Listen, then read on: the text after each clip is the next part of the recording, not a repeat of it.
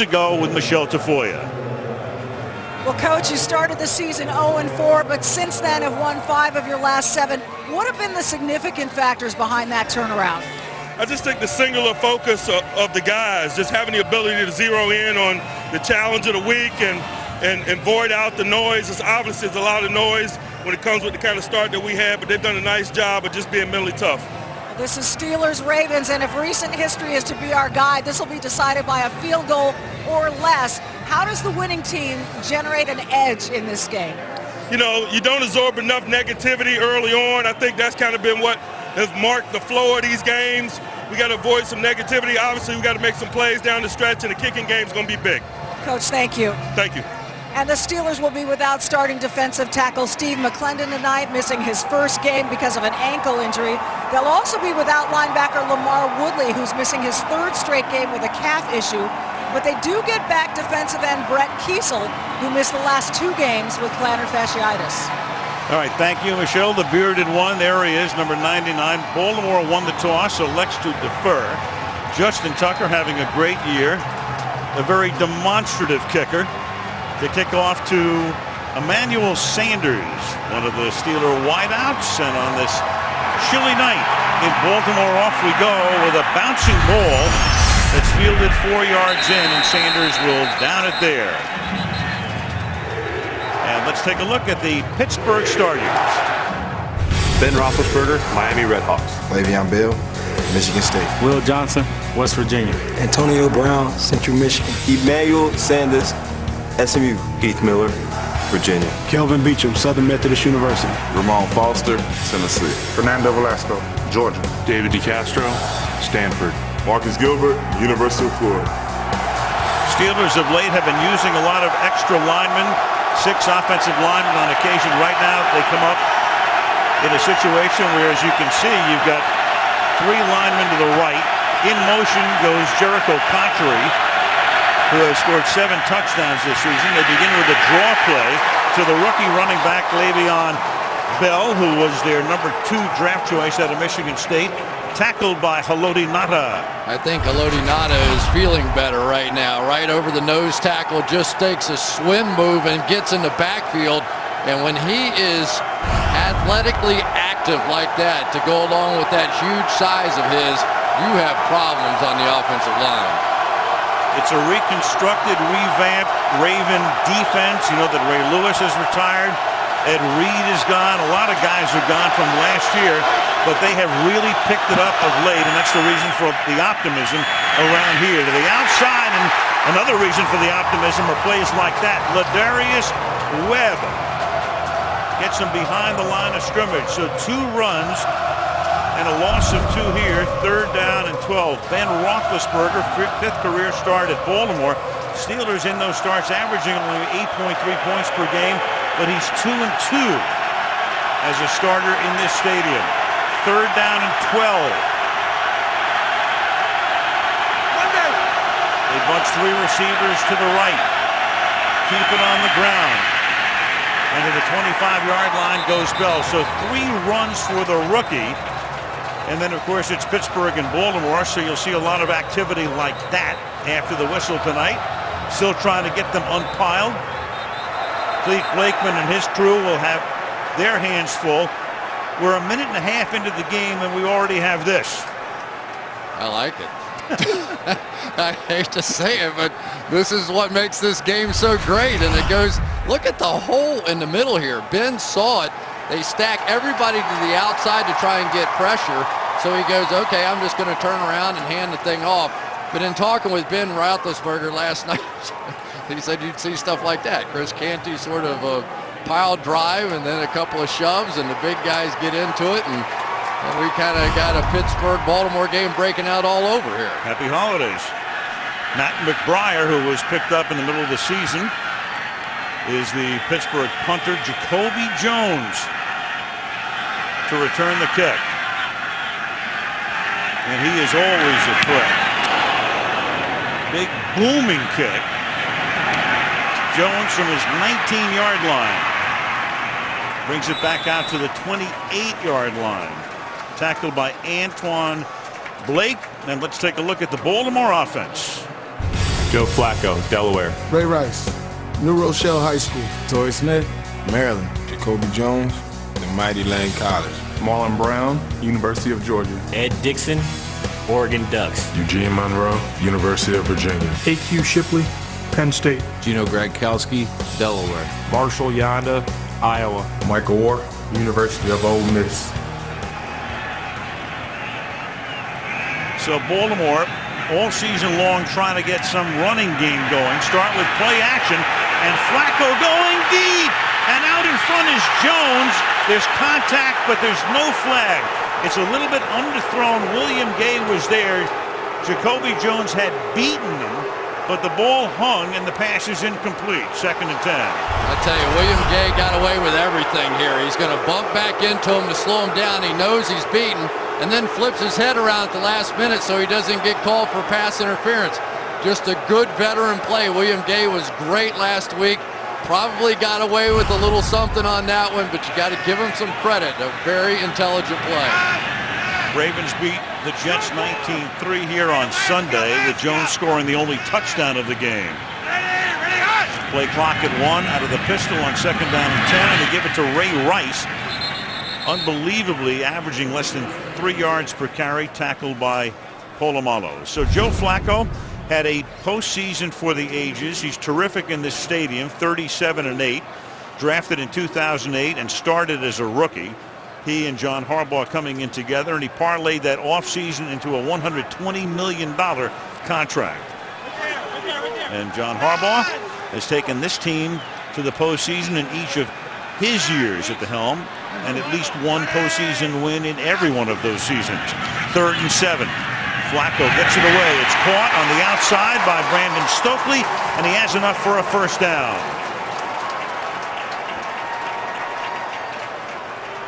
One of the interesting parts about the Pittsburgh's defense now is their great playmaker, Troy Polamalu, is now almost playing a linebacker position in the dime defense.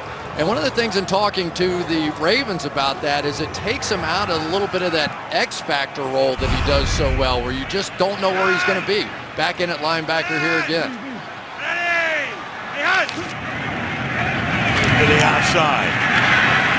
And the tackle on Torrey Smith is made by Ike Taylor as we take a look at that Pittsburgh defense.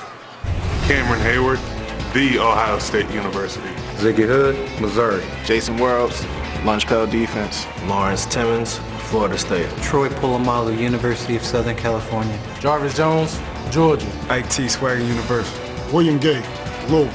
Will Allen, The Ohio State University. Ryan Clark, LSU. Cortez Allen, the Citadel. Like the Ravens, a lot of changes for Pittsburgh. No James Harrison, no Casey Hampton from last year. And on 2nd down, there goes Flacco deep again, and it's caught by Smith for the touchdown. 55 yards. So he underthrows Jones on his first bomb.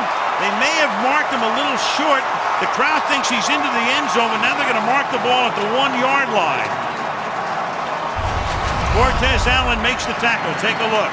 The safety in the middle of the field, I believe it's Will Allen, comes up underneath this route, and Ike Taylor, who has been seeing a lot of receivers the last couple of weeks go by him, and they just take shots down the field. It's the exact same way they played the game last week and just came up with a lot of big plays, and now the ball down to the 1.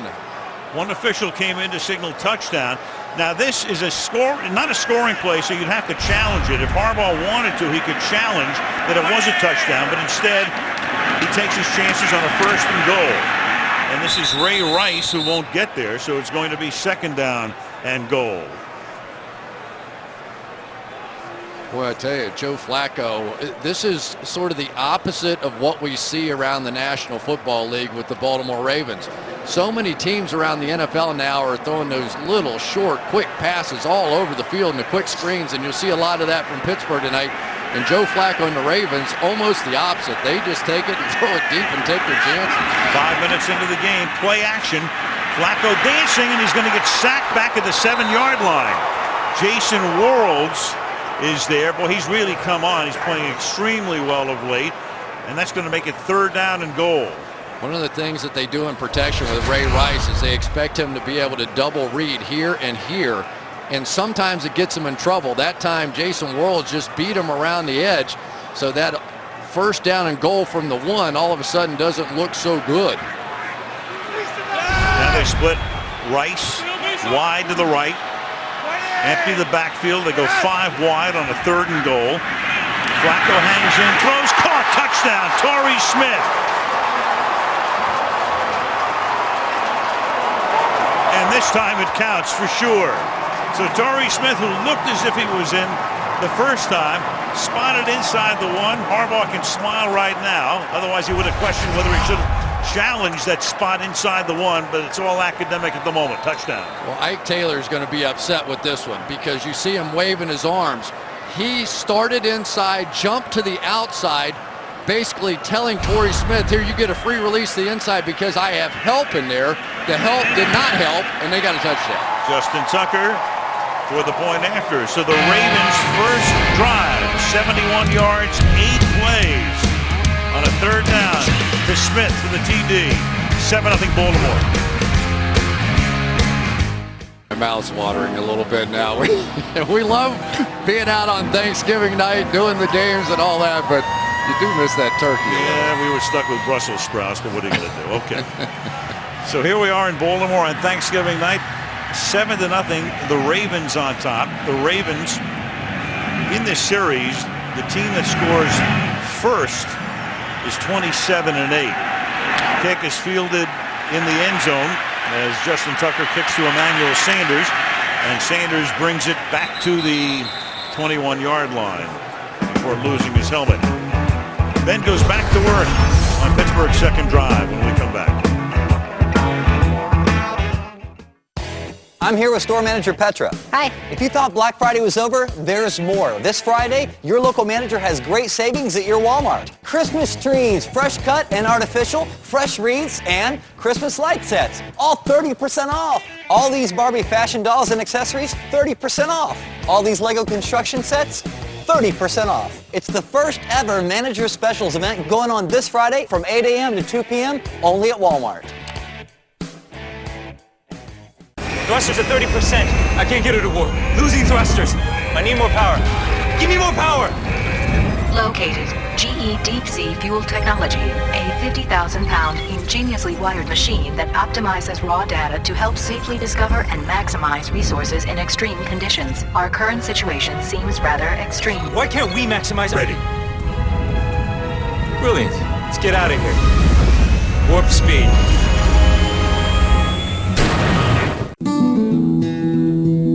This is smooth and precise on-road handling. This is easy-to-use off-road capability when you need it.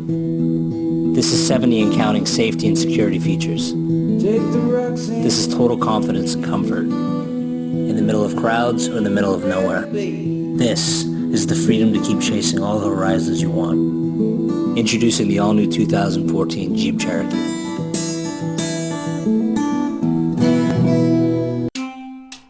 We make the most popular mall Santa in Pittsburgh. We make thousands of things that are more than just things. NFLshop.com. For the complete viewing experience, check out NBC Sports Live Extra on NBCSports.com. And to celebrate Thanksgiving, let us know what you're thankful for on social media with why I'm thankful. Log on right there. A lot of good stuff on that site. The Baltimore Ravens leading 7-0, ball at the 21-yard line. Pittsburgh with a 3-and-out on their first series, all 3 running plays. Keeping it on the ground again. This is Bell, who they expect to develop into something very special. Let's take a look at the Baltimore defense.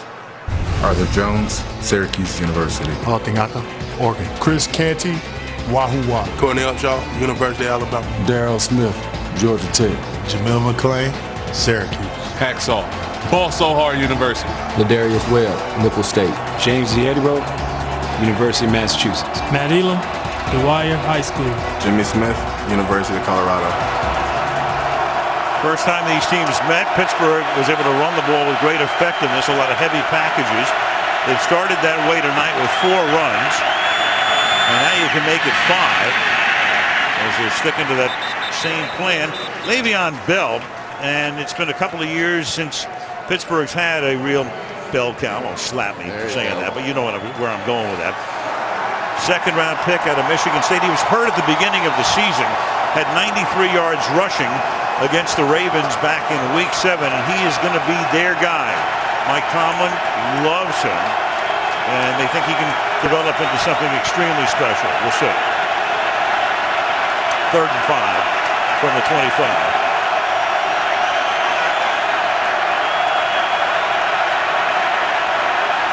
And Roethlisberger ready to throw his first pass of the night. And it's over the middle, and it's caught. And getting away is Antonio Brown, who leads the league in receptions. That is his 81st of the season. He was able to spin away from Lardarius Webb and move the chains. Well, just coming right across the formation, but you hit on it, Al. Antonio Brown now leads the NFL in receptions. Had a monster year. Mike Wallace, of course, goes off for huge money to the Miami Dolphins. And for Antonio Brown, it was up to him to fill that void. Now we get a little wildcat going for the Pittsburgh Steelers, or not. Well, maybe. Here comes, it looked like Bell was going to take the snap. Wildcat has been the subject of a lot of talk in Baltimore on the other side. Meanwhile, that's tipped and incomplete. So Roethlisberger had flanked out, then came in. Chris Canty is able to knock it down at 6-7. And that'll make it 2nd down. Tell you, Ben Roethlisberger's lucky. That ball tipped straight up in the air. Watch Canty. He's not even rushing. He's just playing wherever the passing lane is. And somehow that thing fell right in the middle of about 6 guys. Ravens used a lot of wildcat last week on the other side. And as you look at Suggs, with his sights set on Roethlisberger, and the first wildcat of the night is employed by the Steelers in this one. He spins around, he throws it to the outside to Emmanuel Sanders, but Sanders gets taken down at the 35-yard line by Corey Graham. Todd Haley in his 2nd year as the Pittsburgh offensive coordinator. How many stories have been written about he and Ben, and Todd is saying, hey, come on, it is so overdone, it is so ridiculous. What do you think? I think they do all right. I don't think he's Bruce Arians in the minds of Ben Roethlisberger, who was his dear friend and had a vacation home together or somewhere close in Georgia, but they do all right. Haley needs a timeout after those comments. We'll be back. Hi, I'm Dan Rooney. I'd like to thank God for our many blessings and ask him to bring world peace. Hi, I'm Art Rooney. I'd like to wish our many fans around the world a happy Thanksgiving, as well as our servicemen and women around the world. One of the founding families, and there they are, and the young fella to the left of your screen is Art's son Dan, and Dan's grandson is the former ambassador to Ireland, who's given up that post. Back in the States full time and here tonight. And we've got our first flag of the game. He was jumping offside from the left side of the defensive line as Emmanuel Sanders can't hold on and gets hurt on the play. Elvis Dumerville was jumping offside. It gave Pittsburgh a free play. Here's Clete Blakeman. Offside. Defense, number 58, in the neutral zone at the snap.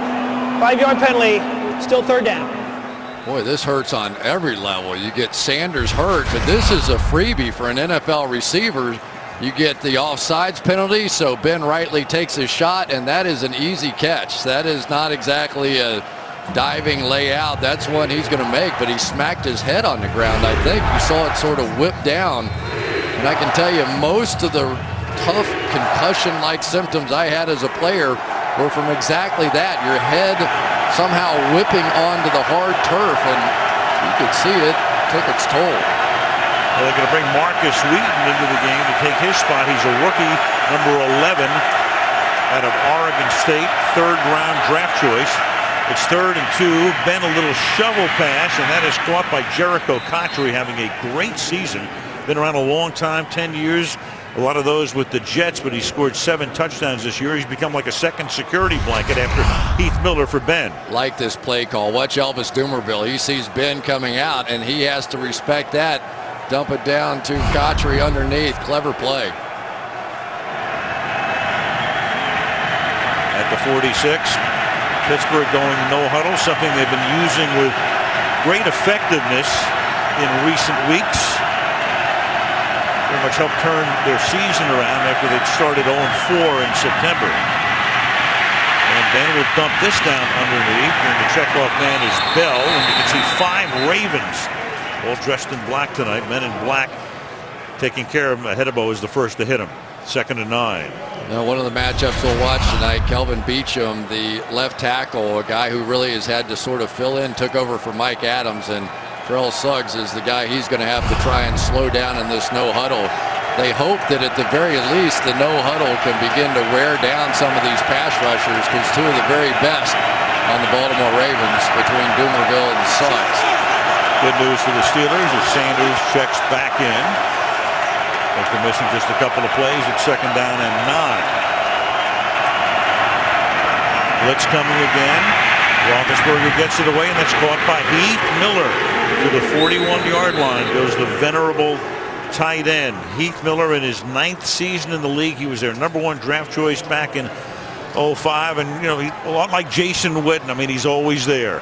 Yeah, and he's such a big part of it. He's coming off the knee injury last year, and he just seems to be getting a little healthier each week. Their MVP. He was the best player, and Ben loves throwing to him.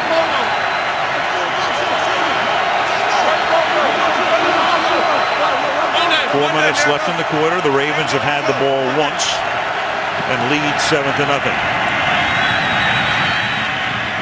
And squirting through was Bell. Nothing there initially. Then he was able to turn no gain into a gain of about 4. 2nd and 6. Take a look at this. The Ravens defense through week 12. 1st in sacks. 2nd best in 3rd down conversions. 1st in red zone defense. And 7th in points allowed. And this is a team. No Lewis, no Reed, no Kruger, no Ellerby. Getting rid of a lot of guys. And 7 touchdowns they gave up on opening night against Denver and Peyton Manning. They got well in a hurry. Since then, only 10 passing touchdowns in the ensuing 10 games after that nightmare in the Rockies. And Roethlisberger going deep and incomplete. Good tight coverage on Antonio Brown by Corey Graham, who had 2 interceptions against the Jets 3 days ago. Good read by Ben. You got the one-on-one coverage, and Antonio Brown at the end of this route, watch him, he kind of slows down to try and pin Graham in. I think if he just kept running, it would have hit him right in the hands. See him kind of slow down and tried to create a little space for him to go catch that ball. If he just runs underneath it, I think he has a touchdown.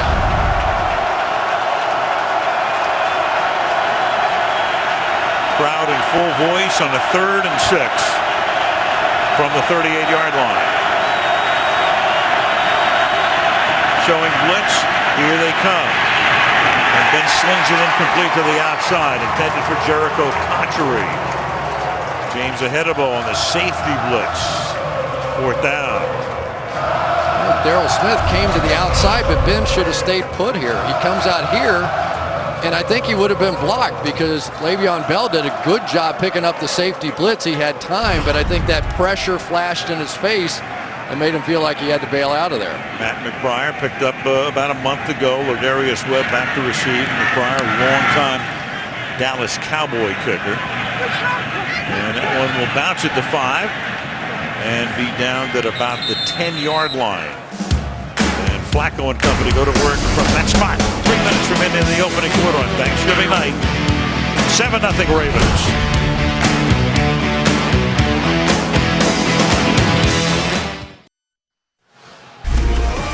Tonight's show coming up. Some of the guests will include the voices Christina Aguilera on the Tonight Show. Baltimore, Inner Harbor.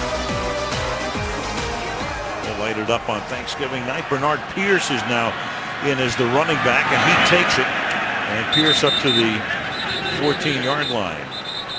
Well, Joe Flacco, here we go again. A little pushy, shovey, as was the case after the 2nd or 3rd play of the game. We've got new players in this rivalry, but the same result. Yes. It's a tradition like no other. More than 20 yards from the line of scrimmage. Last year, Flacco, 9 touchdown passes. And then in postseason, he was spectacular on their run to the Lombardi Trophy with 5 touchdown passes. This year, in 57, only 1 touchdown pass on a pass more than 20 yards from scrimmage. That was last week. Though tonight, he came within a yard of doing it again with Jacoby Jones making the catch.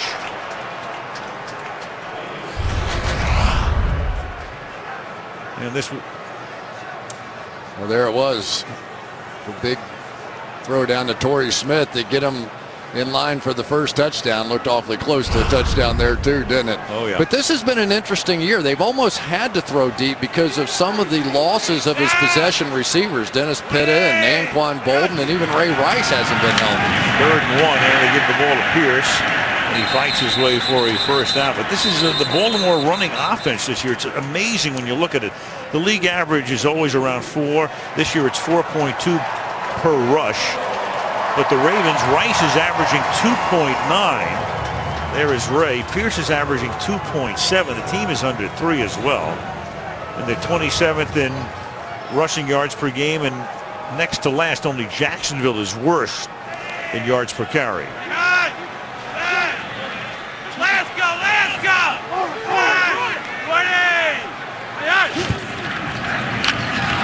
Handoff from the pistol. Pierce. Of course, the minute you start talking about no running game, the guy breaks off about an 11-yard scamper. Well, you know, there's a lot of things different on this team. Michael Orr over here on the right-hand side making that block. But no Bryant McKinney. They trade for Eugene Monroe. Here he is over here. And Kelechi Osemele, their outstanding guard, who were all big parts of that playoff run last year, no longer here or hurt. From the 34, and that's dropped. Torrey Smith cutting to the outside, running an out route. 2nd down and 10 with 48 seconds remaining. And there is Dick LeBeau, the great Dick LeBeau, at the age of 76, 55th consecutive season as a player or coach in the Hall of Fame. Was a great defensive back, primarily with Detroit. 14 games on Thanksgiving Day with the Lions. Yep.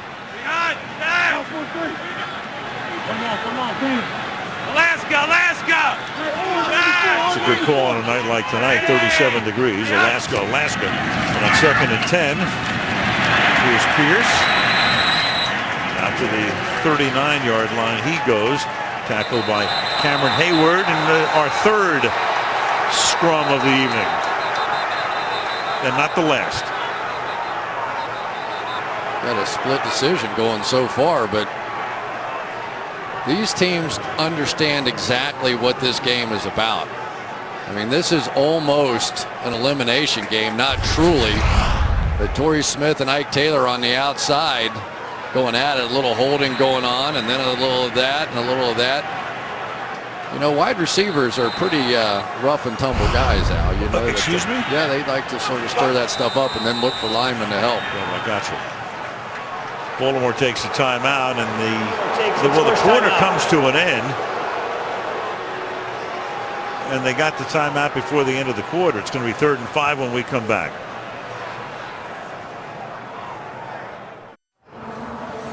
Tonight's aerial coverage is being brought to you by Geico. High above downtown Baltimore, M&T Bank Stadium near downtown. Al Michaels, Chris Collinsworth, Michelle Tafoya, happy Thanksgiving. Hope it's been a great day for you. This is pretty tasty dessert we have. 2nd quarter will start before the Baltimore timeout. The clock had expired, so you had the end of the quarter, not charged with the timeout. We start with the 3rd and 5, and it's a first down as the pass is caught here by Brandon Stokely, his 2nd grab of the night, and that takes the ball to the 41-yard line. Well, we've seen Brandon Stokely over the years, not a young man by any means, a little bit of that in and out route. You see some Wes Welkers of the world doing this kind of thing, but guys that can move the chains on 3rd down and 5 are always going to be valuable no matter how old they are. Stokely at 37 is the oldest wide receiver in the league. Rice is back in as the running back out of the pistol. And they'll give it to him. Ray looking for room. to the 41. Rice got hurt second game of the season. Said it's the first time he's really been hurt. Hip injury, and said he just didn't feel right until the end of October. Well, if you saw the play, he kind of went down in a heap. He wasn't even hit, just handed the ball, was going around the right side, and just went down. He thought he broke his hip. He went off to the sideline and goes, guys, I think I broke my hip. And he said, believe me, you wouldn't be walking if you broke your hip. But he's never pulled a muscle in his life. I couldn't believe it when he was telling us that. I've never heard of a football player say that. 2nd and 8, and the pass is incomplete. Cutting across was the tight end, Ed Dixon. They're still minus Dennis Pitt. I hope to have him back when they play a week from Sunday. And it will be 3rd down and 8. Meanwhile, Torrey Smith went to the Baltimore sideline holding his hand. Yeah, and you know, the Ravens are going more and more to this no huddle as well. They really want Joe Flacco to begin to do a little of what Peyton Manning and Tom Brady have done. Read the defense, make the right call, and let him go. Flacco on 3rd and 8. Hangs in the pocket. That pass is incomplete. Trying to get it underneath to Brandon Stokely. And in comes the punting unit as they work on the hand or arm of or wrist of Torrey Smith on the sideline. So much the big play threat. Of course, now it helps a little bit to have Jacoby Jones back in action, so you get that balance effect on both sides of the ball. But here's one of the more exciting young players in the league. This is Antonio Brown. His dad's in the Arena League Hall of Fame. Touchdown Eddie Brown, and Antonio's been lighting it up. And Sam Cook trying to pin him inside the 20, and he does at the 15-yard line. Brown makes the fair catch. Early 2nd quarter, 7-0, Baltimore.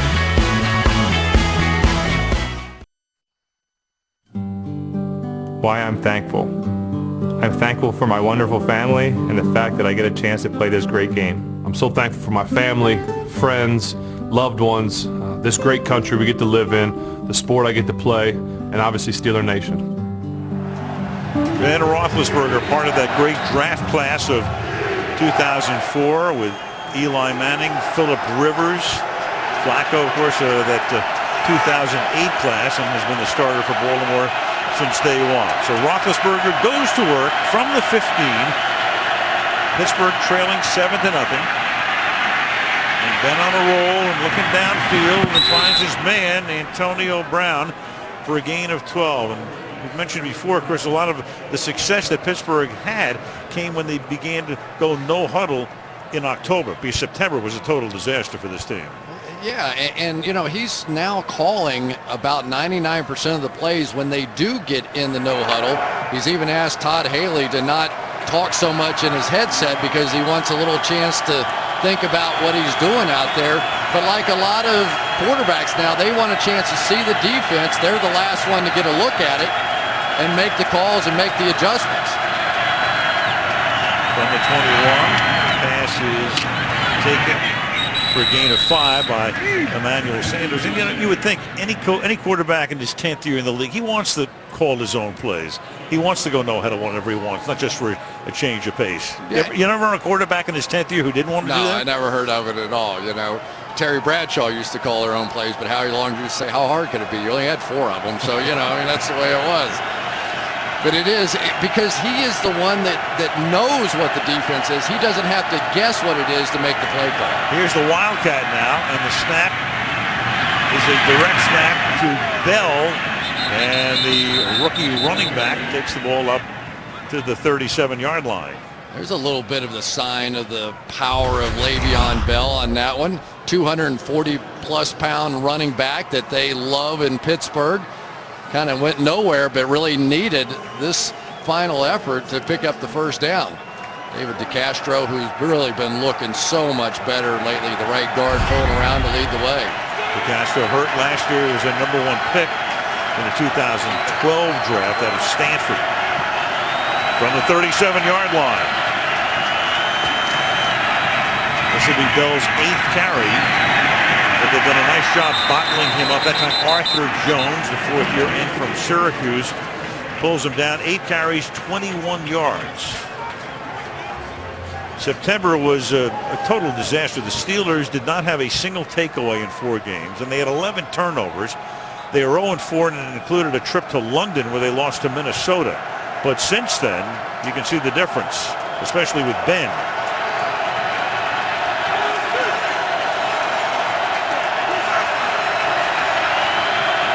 Second and 10 from the 37.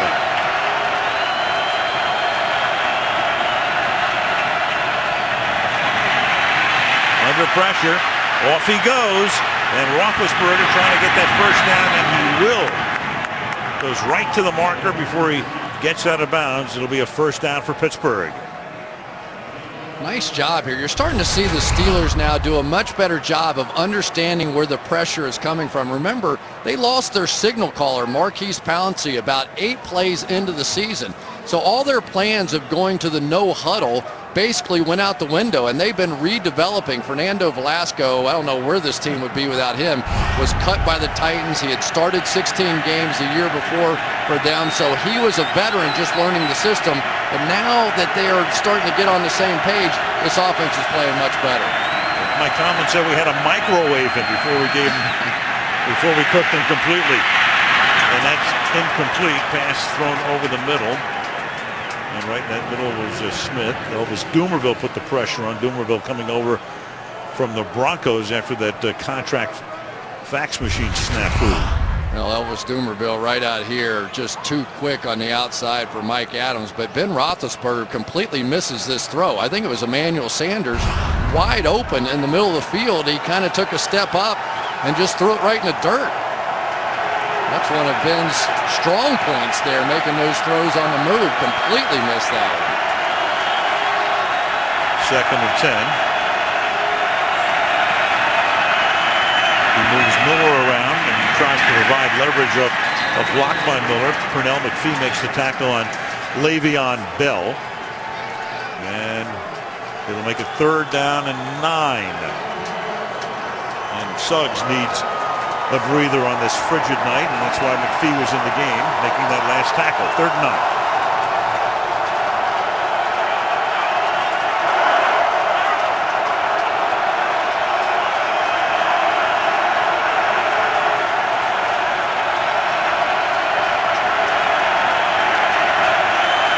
Break up that bunch formation by sending Sanders to the left. Shoulder shake. Ben stays alive and hits Sanders over the middle, as he does so often and has done for 10 years. Ben Roethlisberger extending the play, staying alive, tough to get down, even though he's been sacked a ton of times, and we've seen him do this a million times. You know, his ability for a guy that weighs 250 pounds or whatever it is, turn his shoulder, slide up, keep his head downfield, and just flip it. I mean, that's not like a 90-mile-an-hour fastball. Watch this, he just kind of flips it down there to him, and Sanders goes up and makes the play. But that's when you know the Steelers are getting right, when Ben Roethlisberger starts to make those kind of plays. That was good for 15 yards.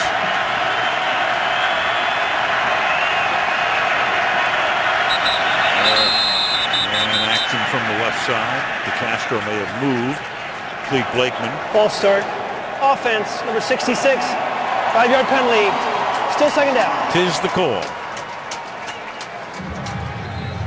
Mike Tomlin. Well, you have two of the very best young coaches in the league. I mean, they've been around. I mean, Mike in his 7th season, and Harbaugh here since 08. And so many owners in the past couple of years, when they were looking for a change, would kind of say, hey, can you find me the next Mike Tomlin or John Harbaugh? They're still looking, too. Right. First and 15.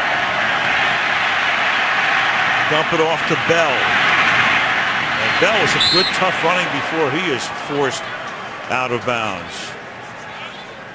Well, one of the featured attractions has to be Kelvin Beachum, a young man that had to take over. He has played basically everything there is to play along that offensive line.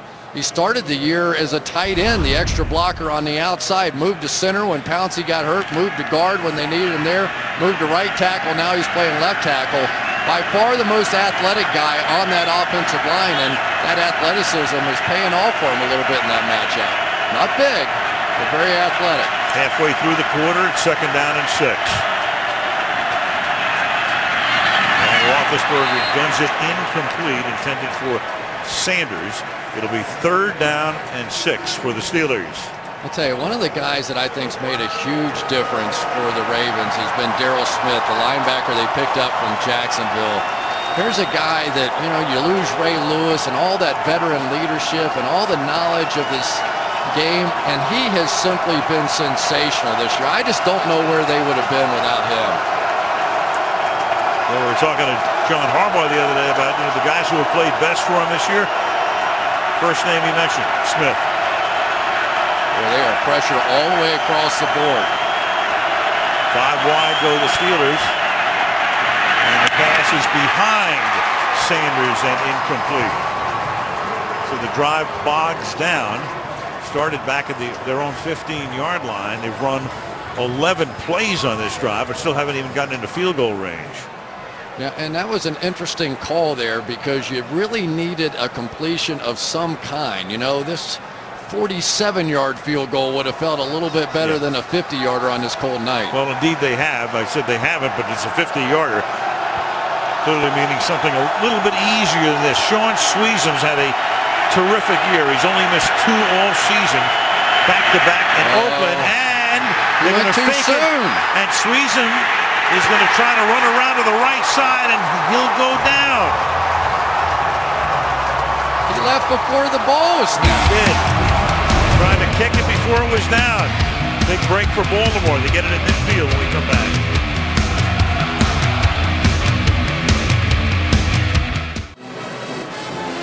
So Sean Sweezum starts to move forward before Matt McBriar is able to get the snap. Here's what happens. It's just he knows there's no chance he can kick it, and then he just tries to get the ball and go run with it. It was interesting. The Ravens only had 9 guys on the field on defense, and luckily we're able to stop him. Of course, Sweezum not exactly a great run threat. No, so the ball at the 44. Baltimore takes it there. Rice goes to the outside and moves it to the 47-yard line, and we check with Michelle. Al, Steelers defensive end Brett Kiesel is questionable with a left foot injury. Same foot that's kept him out of the last 2 games. Meanwhile, Ravens wide receiver Brandon Stokely is questionable with a left knee. He went back to the locker room with Dr. Leanne Curl for further evaluation. All right, thank you, Michelle, as Torrey Smith does come back in after working on his hand for a while on the sideline. 2nd down and 7, and the pass is incomplete.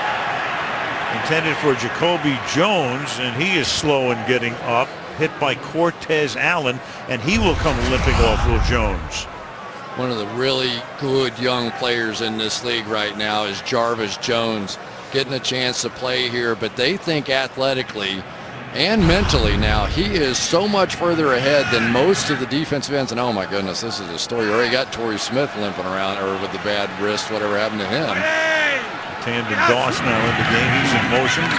Works out of the slot. Flacco's going to go deep down the left sideline, and incomplete, but a flag is thrown for interference on Ike Taylor. Torrey Smith down the sideline, reaching back up court, and draws the flag. Well, whether it's Josh Gordon or Calvin Johnson, teams are now targeting Ike Taylor. Pass interference. Defense, number 24. The ball in place. That's a spot of foul. Automatic first down. Sometimes that do happen when you're in your 11th year in the league. Yeah, this is a veteran, to say the least, defense. You can see, but Ike sort of hooked that arm. It's one thing to do a little contact, but you could see he hooked it into his body. Good call by the officials. 26-yard penalty puts the Ravens at the 27-yard line. Rice. You know, Chris, we checked with the league. It's interesting. She brought it up during the commercial break. When Sweezum moved forward before the ball was down, you could have called a false start on the kicker, but it's something that Dean Blandino, the head of officiating, said he's never seen, but you could have called it. Yeah, we might have to call John Madden on that one. So, you know, you've seen everything, but I've never seen the kicker in illegal motion. 2nd down and 8. The ball is at the 25-yard line. A little more than 6 minutes remaining in the half. Flacco, play action, and incomplete again as Ike Taylor is there. Taylor that time able to swat it away from the grasp of Smith. 3rd and 8. Well, this is pretty well done by Ike Taylor. And talking to Dick LeBeau about Ike, I said, how's he hanging in there? Because it's been a rough couple of weeks for him.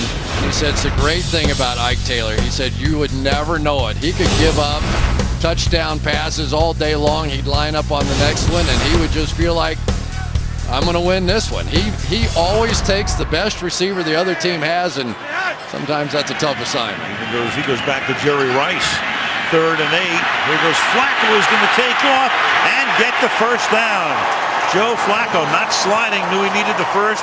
Finally tackled by Jarvis Jones and moves the chains on a 3rd and 8. Well, let's give some credit to Michael Orr on the outside here. Just barely held off Jason Worlds. And Joe Flacco said, you know, we've been struggling to run the football, so I almost feel like this season I have to do it myself a little more often. I don't like to run, but when necessary and in key situations, I will. That was huge there. He's had 6 third-down runs this season, all for first downs, and he's averaged over 5 yards a carry when the other guys are averaging less than 3. Offense, number 68, 5-yard penalty, still first down. A.Q. Shipley. Jacoby Jones has come back into the game. There he is. Boy, what a playoff run he had, huh? Great Super Bowl game, caught the pass against Denver, and probably the play of the year, wouldn't you say? That pass, 40-something seconds to go, and looked like the Ravens were going to be one and done, and 70 yards later, here we go.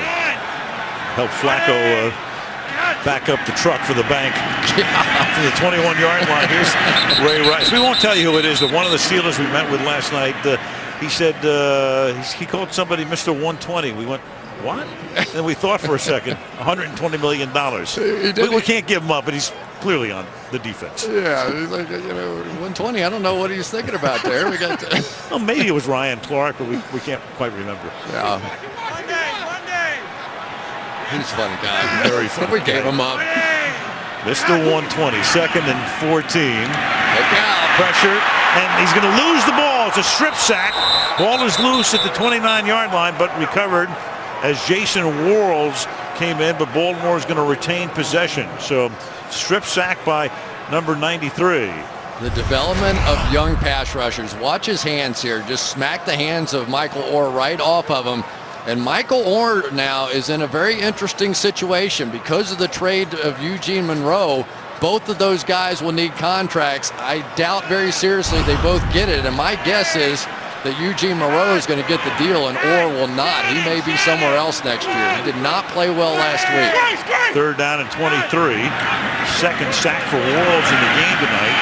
And now Rice will chug his way to the 25 to make it a little easier for Justin Tucker on the field goal attempt upcoming. Will Allen making the stop. Well, maybe we'll see the holder go in motion this time. Well, that was a good stand, though. After you give up the long pass interference call, you hold Baltimore to field goals. That's better, especially because Ben got the offense moving at least a little bit in that last drive.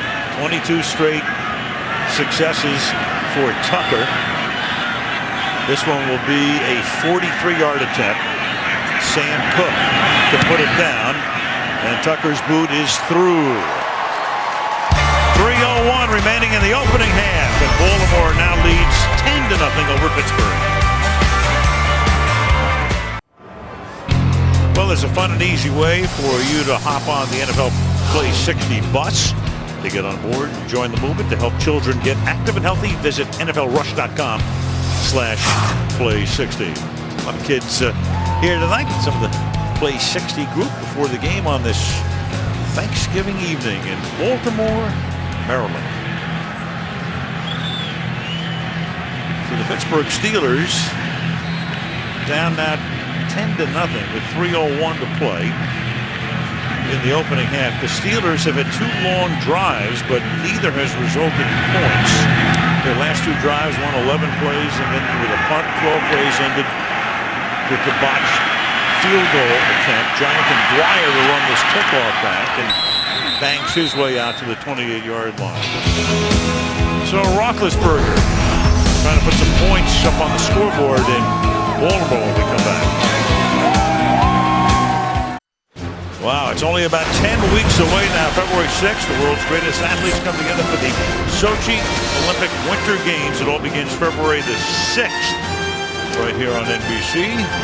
frozen water there as you look at Baltimore, but a guy who knows what a little warmer water is like is the most decorated American Olympian ever. Michael Phelps right there.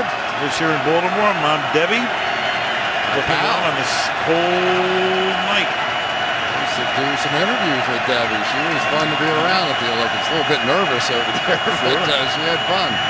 Celebrating though. Swing pass to the outside taken by Brown, but he can't get on track. Jimmy Smith coming up from the right corner to make the tackle after a gain of 2 yards.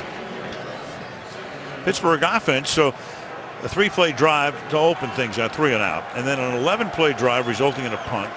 The 12-play drive resulted in the botched field goal attempt. So they've had the ball a lot, and it's resulted in nothing. Felix Jones, the former Cowboy, is now in the backfield. 2nd and 8.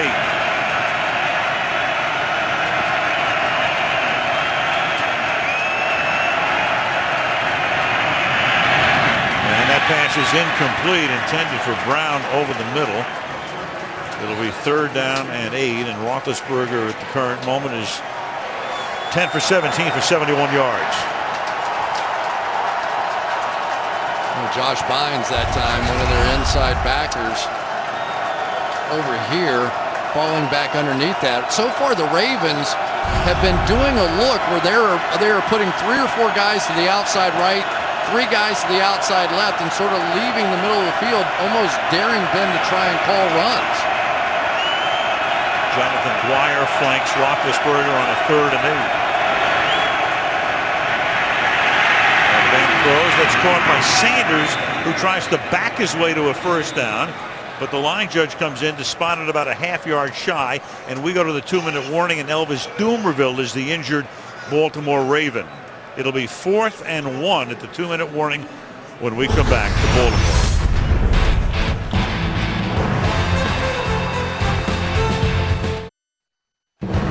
So at halftime coming up, the Cowboys come back to knock off Oakland. Lions get 37 unanswered points. Aaron Rodgers can't get back fast enough for Green Bay. Bob and Hines breaking down the first half ball on the Toyota halftime. So we cruise through the inner harbor of Baltimore, 4th and 1. Matt McBriar will punt, and Jacoby Jones sets up at his own 12-yard line for the Ravens. And it's a line drive, low bouncing kick. Takes a nice Pittsburgh hop, and out of bounds it goes at the 15-yard line. 150 to the half, 10-0 home team. Sunday Night Football on Thanksgiving night being brought to you by the brilliant minds and machines of GE, by Toyota Care, by the new Windows, one experience for everything in your life, and by The Hobbit, The Desolation of Smaug, in theaters everywhere December the 13th. What was that? It's the desolation of Smaug. Meanwhile, it was Plymouth Rock. Normally we show you local shots, but well, Christmas is a-coming. Flacco starts with a pass to Ray Rice that gets broken up as he receives it. Ziggy Hood making the tackle. Ravens have all of their timeouts. 2nd and 9. Yeah, and depending on how this play goes, Pittsburgh has a couple too. So see what happens here is the pass is caught at the 20-yard line, and it's going to be 3rd and 1 as Dallas Clark, the longtime Colt, makes it a 3rd and 1, and it's one of those situations now where Baltimore coming up to the line, have all of their timeouts. Here comes Polamalu up to the line too. Right, and thrusting ahead is Ray Rice, and now you can start thinking about those timeouts, and they take it right here after a 1st down. 64 ticks left. So two timeouts remaining for Baltimore as you look at Polamalu's fairly quiet to this point tonight. I haven't called his name. From the 26-yard line, Flacco checks it off. Juggling catch is made by Rice, and he gets tackled up at the 32-yard line by Will Allen. Boy, if Ray Rice starts making some catch and run plays again, that has really not been around this offense because of his injury. But that has been such a key component of the success of the Ravens over the years. 2nd and 3. Now you got a false start on the right side. That's Orr backing up. Well, Michael Orr is trying to explain, hey, I know the snap count. I moved on the snap count. Just because I moved ahead of our other offensive lineman, he does do that. He times it up pretty well. I don't know if he did that time or not, but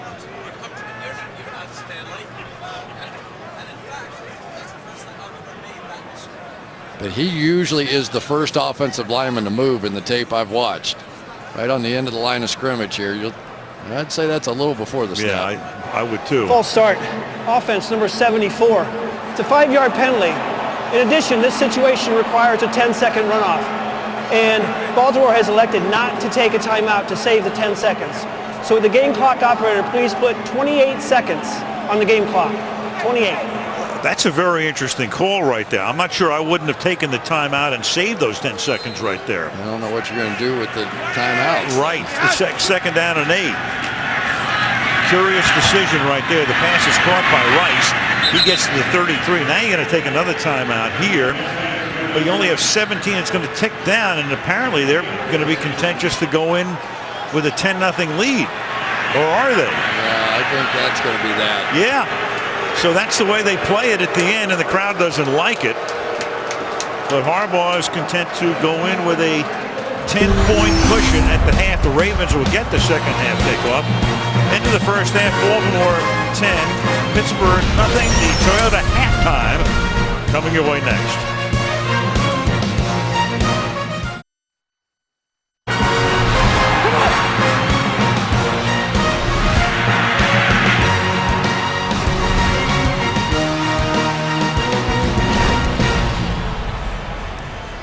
Sunday Night Football on Thanksgiving night from Baltimore, Maryland. 10-0 is our halftime score. Figured to be a defensive struggle, figured to be low scoring, and really there's one big play is the difference in the game right now. Yeah, the long pass set up the only touchdown so far. Joe Flacco throwing one in there to Torrey Smith, so we'll make it the Burger King inside edge. How about that? We talked about the fact that Ike Taylor sort of set up to the outside, inviting Torrey Smith to the inside because he knew he had help on the inside. There it is. Brett Kiesel is going to drop underneath, and he's going to be the guy to take away the inside throw.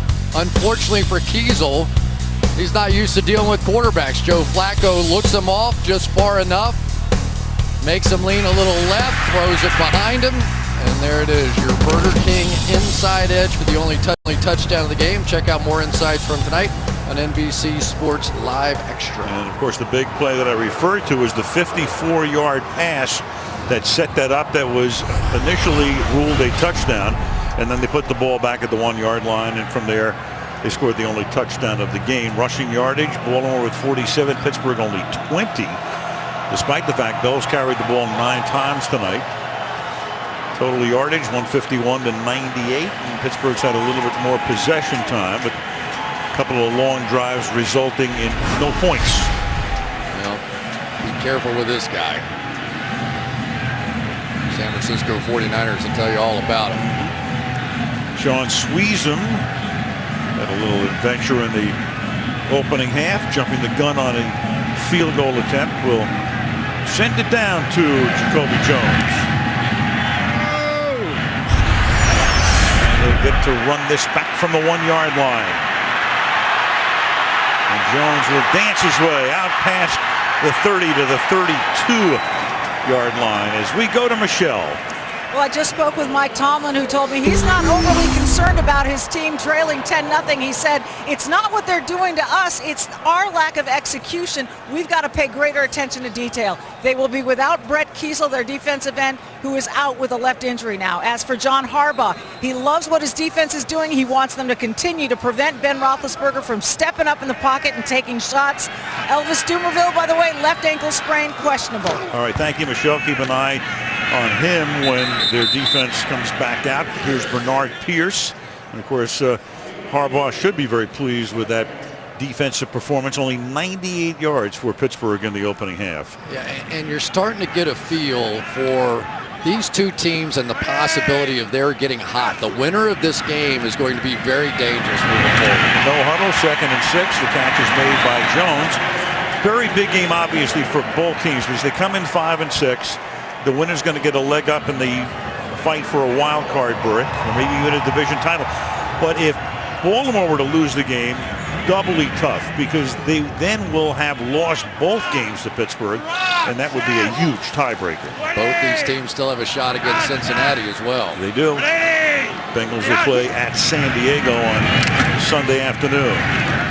And here's Pierce to the 48. And just to refresh the standings in the AFC North, and they've tightened up in the past couple of weeks. Since he is 7 and 4. Winner of this game is going to go to 6 and 6, and the loser 5 and 7. And the Browns are 4 and 7 right now. Mike Tomlin pacing the sideline here, 2nd down and 8, exhorting his defense. Here they come.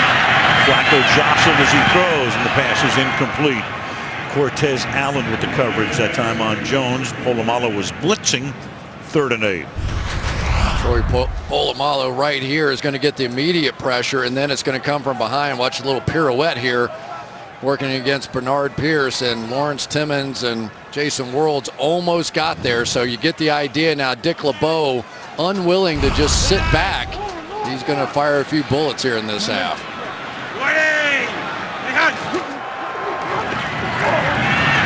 3rd and 8. Pass is caught. Smith. And Smith starts to stumble. Let's see where they mark his forward progress. Naked eye, it looks to me, well, it's going to be right on the line, so it should be a 1st down. And as they take a look at the sideline, goes down just at the 44-yard line. Going to measure. I tell you, that's pretty close. When that knee went down, they're getting a pretty good spot out of that one. Very good spot, and you can tell Tomlin hates that spot. He's right there. He can see it, and it looks like it's going to be a 1st down. That's interesting. Where was he touched? To go down is one thing, and to be touched when you're down is the other. Right. Now, that was a 3rd and 8. So a critical spot on a 3rd down play. Blakeman, chain gang coming in. Of course, Tomlin could challenge this spot. It's going to be a 1st down. And does Mike want to challenge it and maybe lose it, lose a 2nd half timeout? You take a look. Knee is down. There's the ball. The official sticks are actually on the near side as you look at it. You saw those sticks there on the far side. The official sticks are on the near side. Tomlin's still pacing, still upset, but he's not going to challenge. I agree with him. Yeah, me too. Yeah. I don't think you win that challenge. Even if you do, they probably go for it on 4th down. Yep. Flacco swings it to the outside. Brown off a pick, and Marlon Brown makes his first catch of the night, and that is good for a 1st down. Rookie out of Georgia. Well, throwing the Steelers screen right back at him here. Everybody's coming this way and kicking it out. And Marlon Brown has really stepped up. I remember watching this young man playing against Carolina in preseason, having a huge game. He had monster games in the preseason, and more now you really get the feeling that he's going to be a factor coming down the stretch for them. Brown with 5 touchdown catches this season. His rookie campaign. Flacco at the 33-yard line. Double team Polamalu on the blitz. Caught by Bernard Pierce, tackled by Timmons after a short gain. Well, Eugene Monroe, we talked about him, came over from Jacksonville right here working against the young phenom and Jarvis Jones, who they are so high on. They think that his potential is just unlimited. Here goes Pierce. He gets stuffed behind the line of scrimmage. You know, it really is amazing, isn't it, to watch Baltimore try and run the football after all those years. And Ray Rice and Bernard Pierce seem like they averaged up close to 5 yards per carry, but totally different team. Without Kelechi Osemele, who ended up having a back injury that they didn't even really know about. They just know his play was down. They went in and got him looked at, and they said he has to have immediate surgery. He's in danger. He was a force over there. This just has not been the same offensive line. It's almost impossible to average less than 3 yards per rush. Flacco escapes, gets it away, and gets the first down on a pass to Torrey Smith. So nice movement. William Gay came in on a corner blitz, but Flacco was able to see it, move those shoulders, get away, gets the pass away, moves the chains. Come with a corner blitz, and one of the problems is if it doesn't get there, because Dick LeBeau likes to play those zone defenses in behind the blitz. That time he went right across the formation to where the blitzer was. Nobody home. Flank Rice, wide left.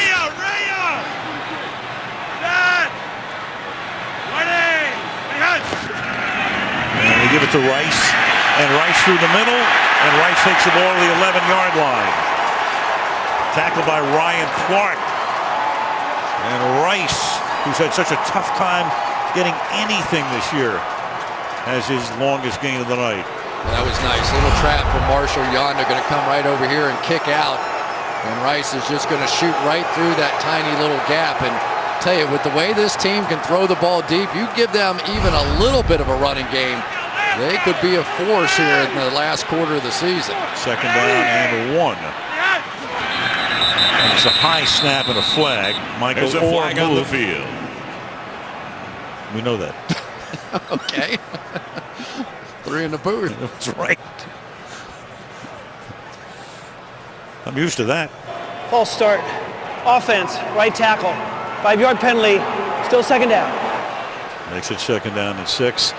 Rice from 8 through 12, 4.5 per carry. Pierce 4.9. This was a big-time 1-2 punch, and their numbers right now, with Pierce picking up a 10th tonight, went from 2.7 to 2.8.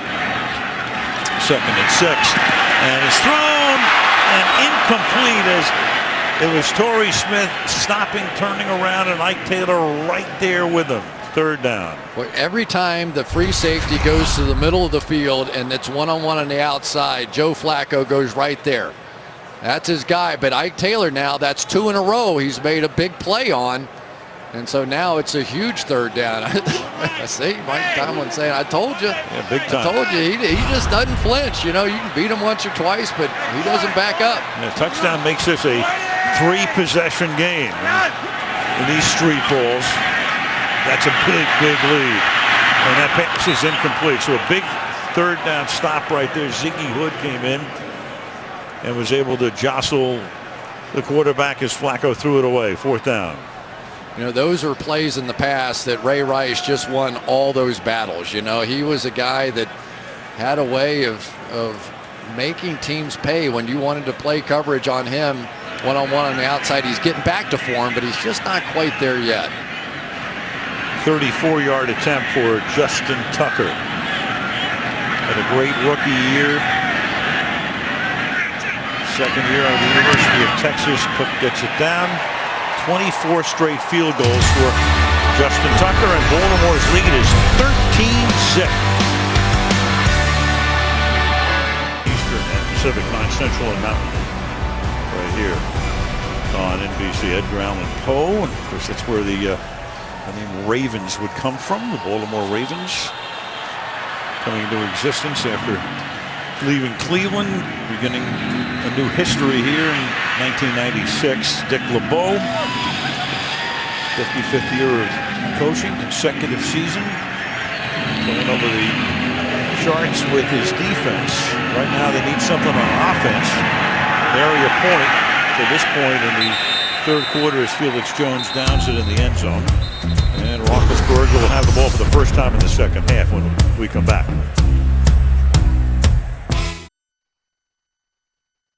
Happy Thanksgiving from the Baltimore Ravens and the Suggs family.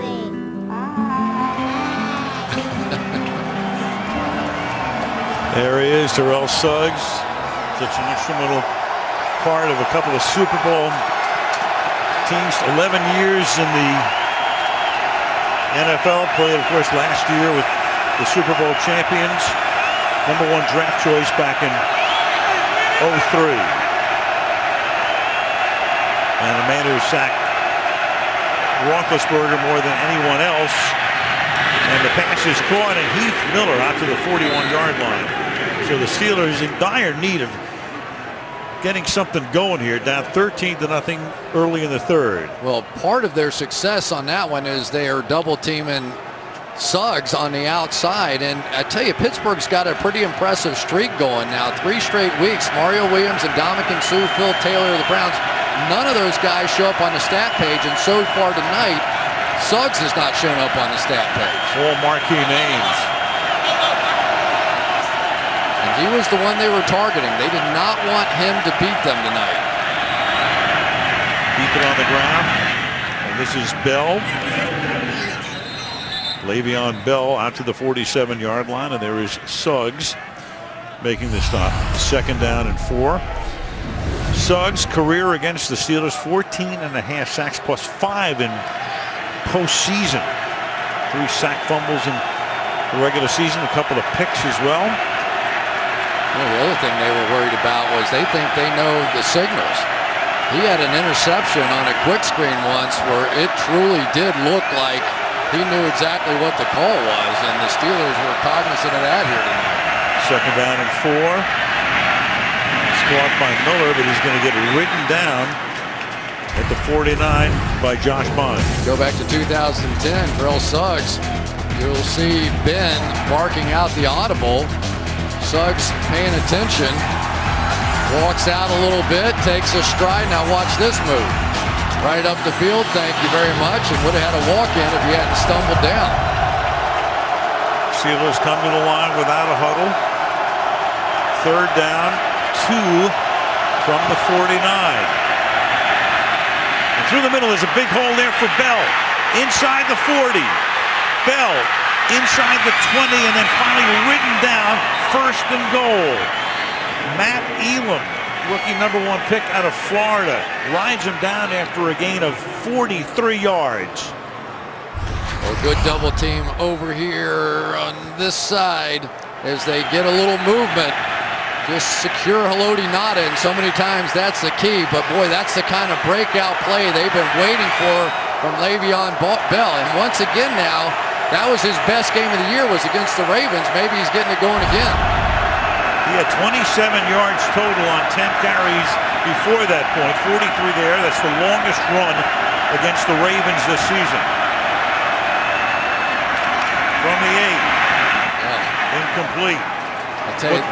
The Ravens, just make the point, Chris, so good in the red zone defensively. And the Steelers so bad. I mean, This has been sort of the nightmare matchup so far this year, because the Pittsburgh Steelers, obviously at this point in the game, they've got to put a touchdown on the board here, but this is what the Ravens do best. So this final 8 yards is going to be an uphill grind.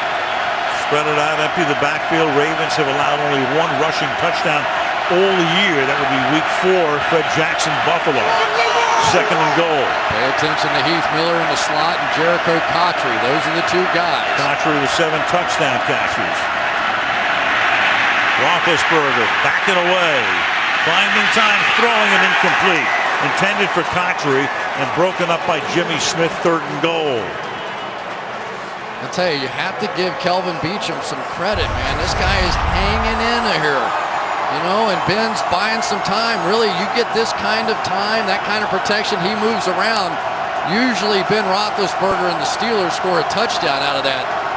Very impressive that time on the back end by the Ravens. Elvis Dumervil shaken up at the end of the first half is in there now. Suggs, a look at him. Roethlisberger, play clock winding down, 3rd and goal. Brings Sanders to the inside. Ben stepping up, gets it away, and it's caught in the back of the end zone. Roethlisberger extending, hits Emmanuel Sanders to finally get Pittsburgh some points. Nice move in the back of the end zone by Emmanuel Sanders, but that was all Ben Roethlisberger, just buying some time. Watch Sanders, going to go right down the middle of the field between the hash marks, fake to the outside, back to the inside. Ben sees it. Luckily, nobody flying in. Here's Sanders coming in. And really everybody sort of leans that way, and then they can't react late. Darryl Smith fooled just enough by Sanders' huge touchdown for the Steelers. Fourth touchdown reception of the year for Sanders. Squeeze him for the extra point. So they go 80 yards in 7 plays, 2 runs and 5 passes. 6:26 remaining in the third. It's now 13-7 Ravens.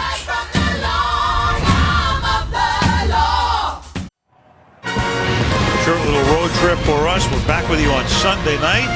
It'll be the Giants and the Redskins meeting up on Sunday Night Football. It all starts with football night at 7 Eastern time. Storylines, I'd say, going into that game on Sunday night, my man. We'll have a few conversations, won't we? You would think. Yep. Giants Redskins Sunday night. 72 hours from now. Actually, more like 69 and a half, but who's counting? Sweezum's kickoff. Fielded at the goal line by Jones. Jacoby Jones gets by Sweezum. And taken down at the 27-yard line. Only Cortez Allen stood between Jones and the goal line. Touchdown saving tackle. What a play by Cortez Allen to give his team a chance. This thing opens up wide open, and they've got a blocker in front for Sweezum. They had no chance whatsoever, and Cortez Allen is basically keeping the Steelers in this thing. They take that touchdown off the board with one right back, and all the momentum's gone.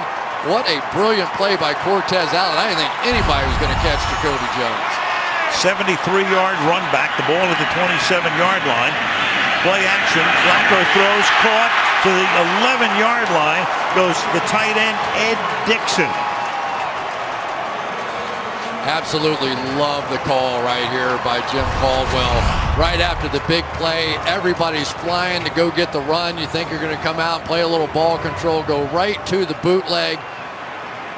Very decisive play call. Now comes up in the pistol from the 11-yard line.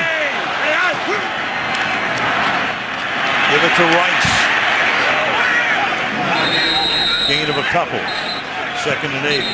Clark and Timmons make a tackle, and a little conversation. Yeah, Ryan Clark said take that kind of thing, and this is starting to get a little salty out here right now. Ryan Clark did put a big hit on him, and Rice trying to get back after him. Watch the tail end of that thing. That was a little helmet-to-helmet shot. Of course, no penalty with the ball carrier just coming through the line of scrimmage. 2nd and 8. Flacco underneath to Rice, and he can't go anywhere. And that time it's Lawrence Timmons making the tackle. 5 minutes to go in the third quarter. Big 3rd and 7 upcoming.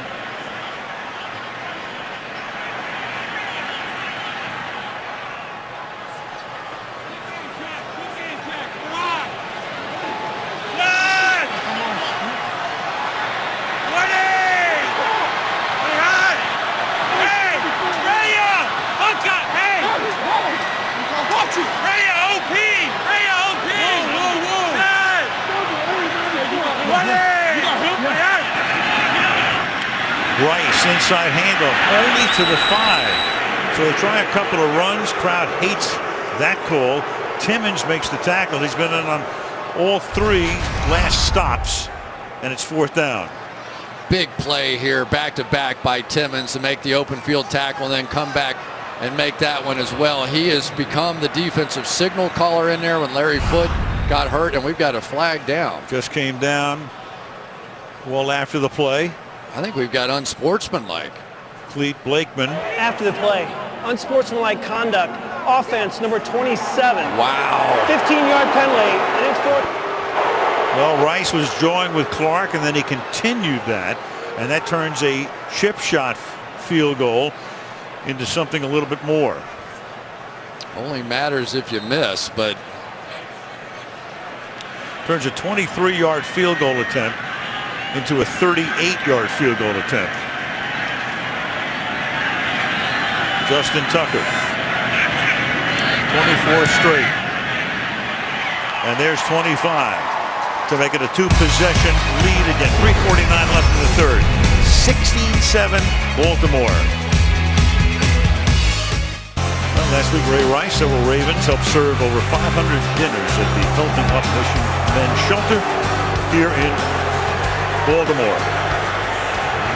Ray Rice very instrumental in efforts to stop bullying around town. Great story today on the Today Show. Does a lot of good things. Wasn't going to take any bullying on the field in that series either. But a big 4-point tackle by Cortez Allen. You got to keep that in mind. Here's Justin Tucker's kickoff. This is Sanders out from the goal line. And it's taken down at the 20-yard line by Matt Elam. 3:43 left in the third.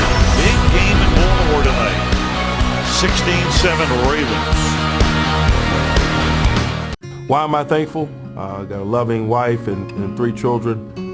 Obviously, I've been blessed professionally.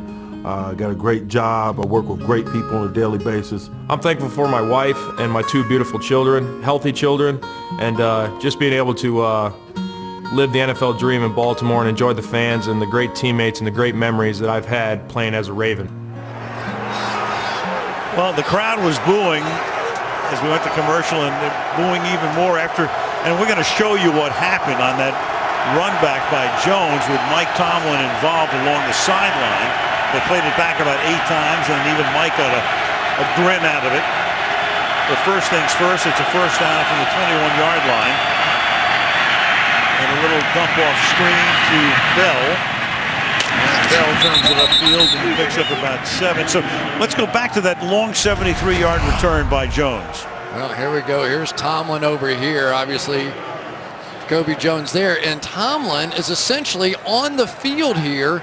And you just wonder, he's trying to get out of the way there. But did that force Jacoby Jones to lean back into the tackle by Cortez Allen? Don't want to in any way say that was something intentional, but if he had picked off the official on that play or touched the player, either way, that's a big penalty. Exactly, and we've seen that happen a couple of times this year where coaches have been involved in impeding officials along the sideline. So at the Dallas Washington game earlier this year. But they can actually, if you impede the runner or come off the sideline and make a tackle or anything bizarre like that, they can award a touchdown. They can take the ball and say he would have scored a touchdown on that play and award the touchdown. So they played it back about 5 times, and of course that got the crowd crazy.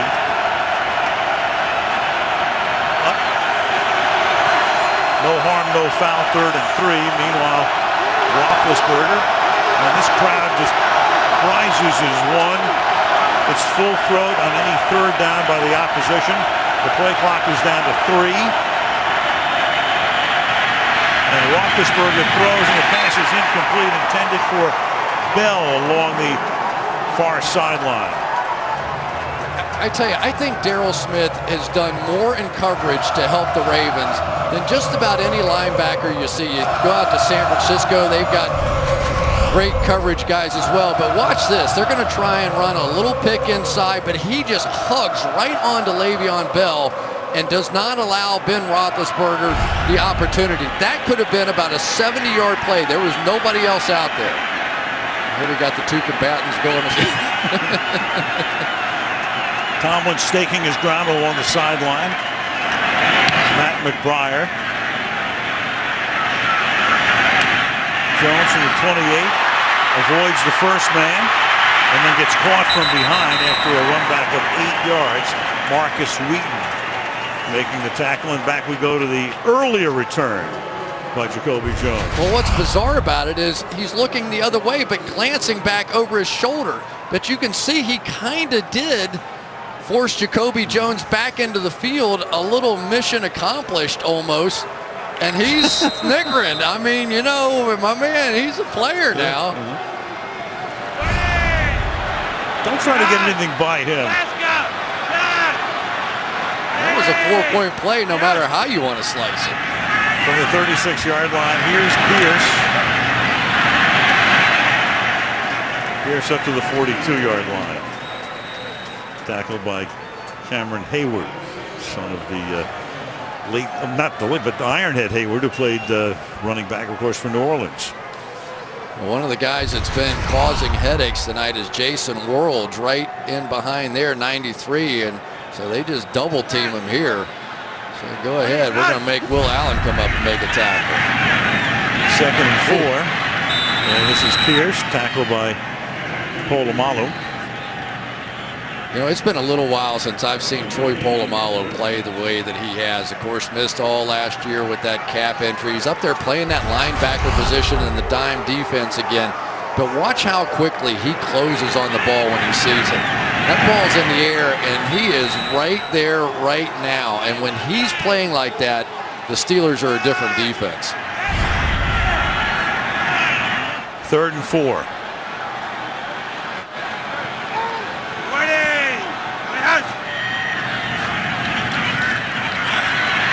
Good protection up front. Great protection. Gives Flacco a lot of time. Throws. Caught.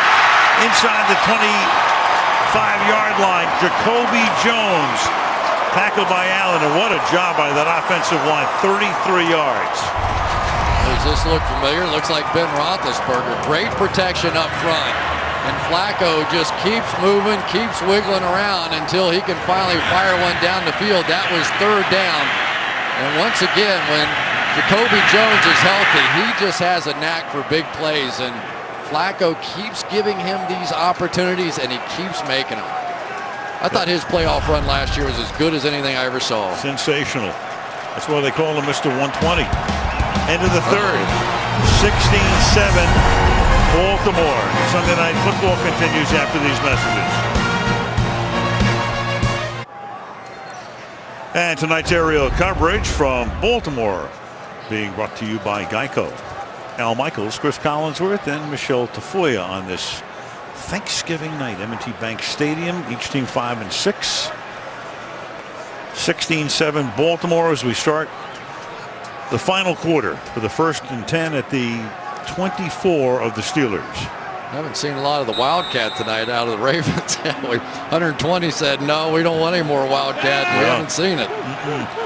Well, I went to commercial. You saw Jones on the sideline after that long catch and paying a bit of a price as Flacco throws, and it's going to be hauled in but out of bounds. And Torrey Smith was there, couldn't even hold on anyway. He was on the chalk, and the ball came loose, incomplete. 2nd and 10. Hey, I thought Torrey Smith had this one. It was just working one-on-one on Ike Taylor, and of course Torrey with that great speed. This thing was a remarkable throw by Flacco. He was under pressure from 2 different guys. Polamalu tries to fly back and get underneath it, but that one was dropped right in the bucket and dropped, period. That was a perfect throw. They came up and then a play stoppage for a false start. False start. Offense, number 74. 5-yard penalty. Still 2nd down. That's another one on Orr. That's 3. Anytime you end up with Troy Polamalu on your side, you know something's up, and they had the stunt and the loops. But I will say this, compared to what we saw last week against the Jets, and the Jets have one of the best defensive lines, if not the best, in all of football. But this offensive line is a major step up from what we saw last week.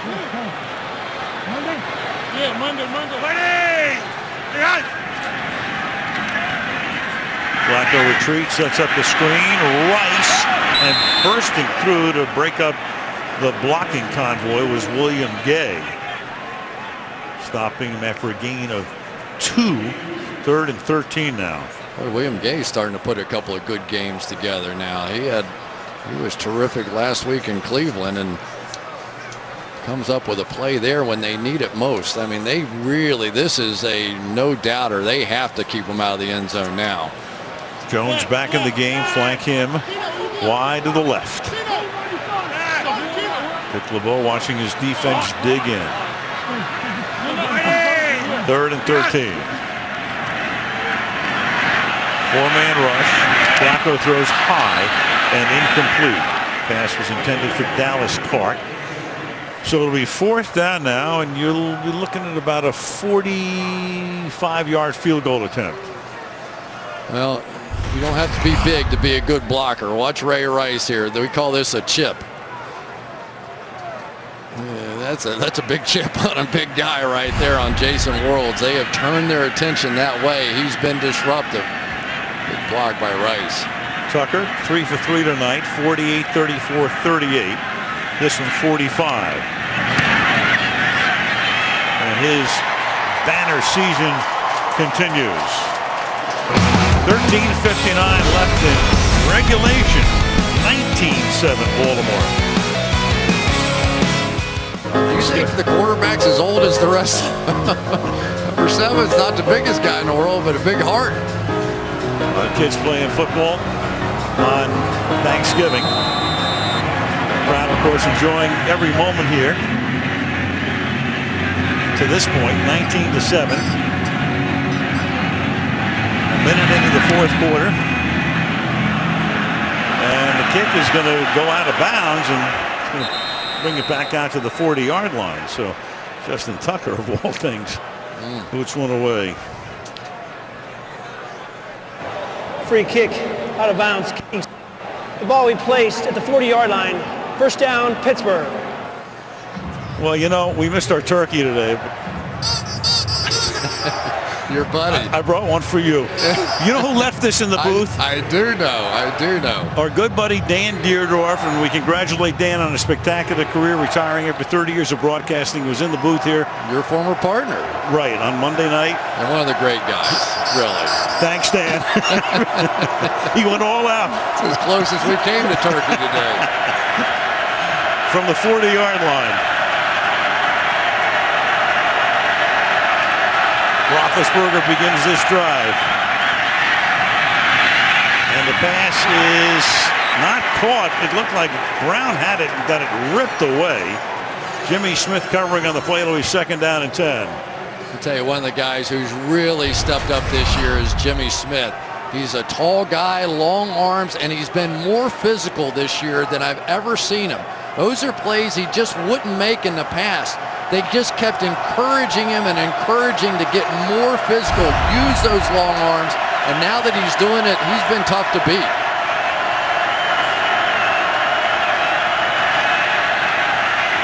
Roethlisberger stepping up to avoid the pressure, sliding left and throws, completes it to Le'Veon Bell to the 46-yard line.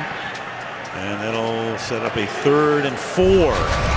I can't say enough good things about the left tackle, Kelvin Beachum. I mean, here's a guy nowhere on the radar screen for the Pittsburgh Steelers when the season started. Got his chance because of the injury to Marquise Pouncey, and he's proven that you don't have to be 6'8" and have long arms to play left tackle. He is hanging in there against Suggs.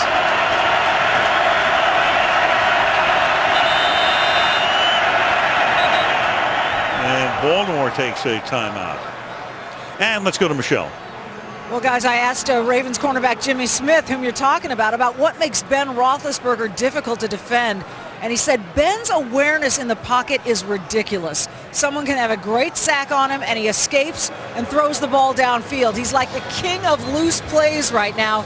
That's his strongest point, and that's something you have to try to take away from him. And as we've seen, that's easier said than done. You bet. Thank you, Michelle. As Roethlisberger gets ready to come to the line for a 3rd and 3. And again, every 3rd down becomes pretty big right now. This game, the importance of it can't be overstated in terms of the winner's going to be in pretty good shape in terms of a road to the playoffs, and the loser is going to be in fairly close to dire straits.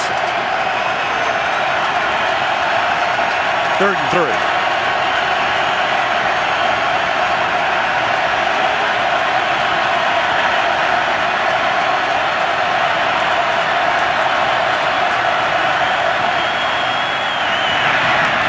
He's able to convert as Ben hits Emmanuel Sanders across the 50, forward progress to the 49-yard line, 1st down. And just the old Peyton Manning play, and it's so hard to stop. Tony Dungy here tonight. That outside receiver comes and bends to the inside, even if you know it's coming. Sometimes hard to stop, and just such a significant drive now for the Steelers. They've got to get this one going.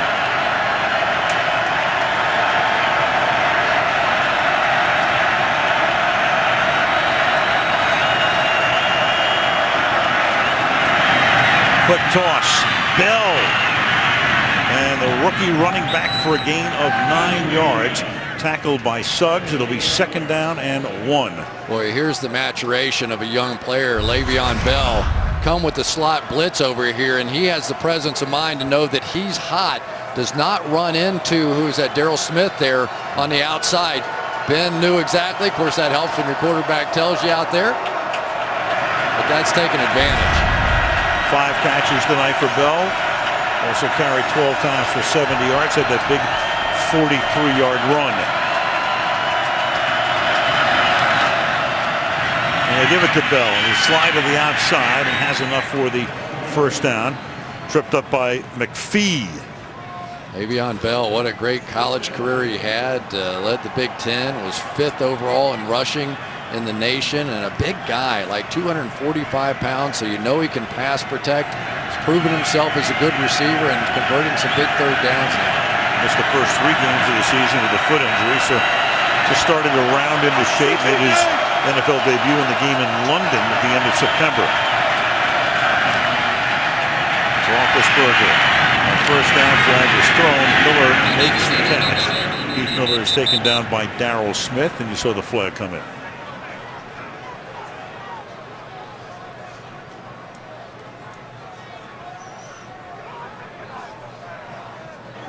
Holding. Defense, number 21. 5-yard penalty, automatic 1st down. And that was Lardarius Webb. Now they moved Webb back into that slot corner position. And they have improved as a defense since he went in there. You know, a lot of people think that playing cornerback on the outside is the toughest role in this nickel and dime defense. By far, it's playing the slots the toughest. This time you can see Elvis Dumerville with that bad ankle. He did not want to put it in the ground, and Kelvin Beachum taking care of him as well.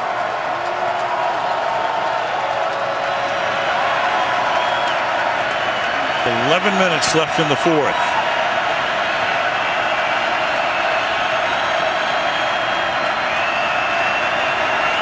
Comes the blitz again. And Ben's going to go deep. And incomplete. And a flag is thrown. Antonio Brown with Corey Graham covering on the play. And this one is going to go against the Ravens. Like Antonio Brown gave a little late push off, but the flag was already thrown by that. Prior to the pass, holding. Defense, number 24. 5-yard penalty, automatic 1st down. Like Corey Graham right off the bat here is going to grab the back of Antonio Brown's shirt. Just a little jersey pull. That is the only thing that everybody sees when the jersey gets tugged, and you could see the little give and take down the field. The flag was already gone by that point. So a couple of big penalties here helping the Steelers. Home team's been flagged 8 times tonight. Ball at the 27, 1st down.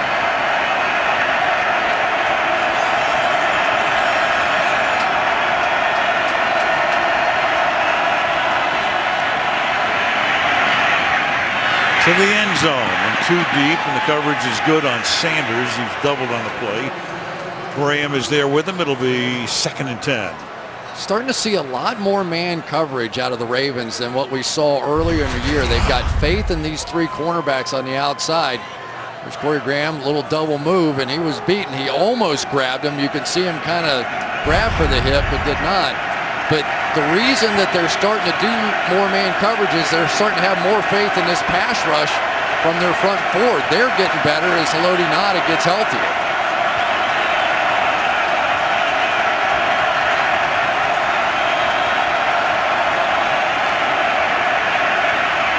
Second and 10, and it's tipped and incomplete.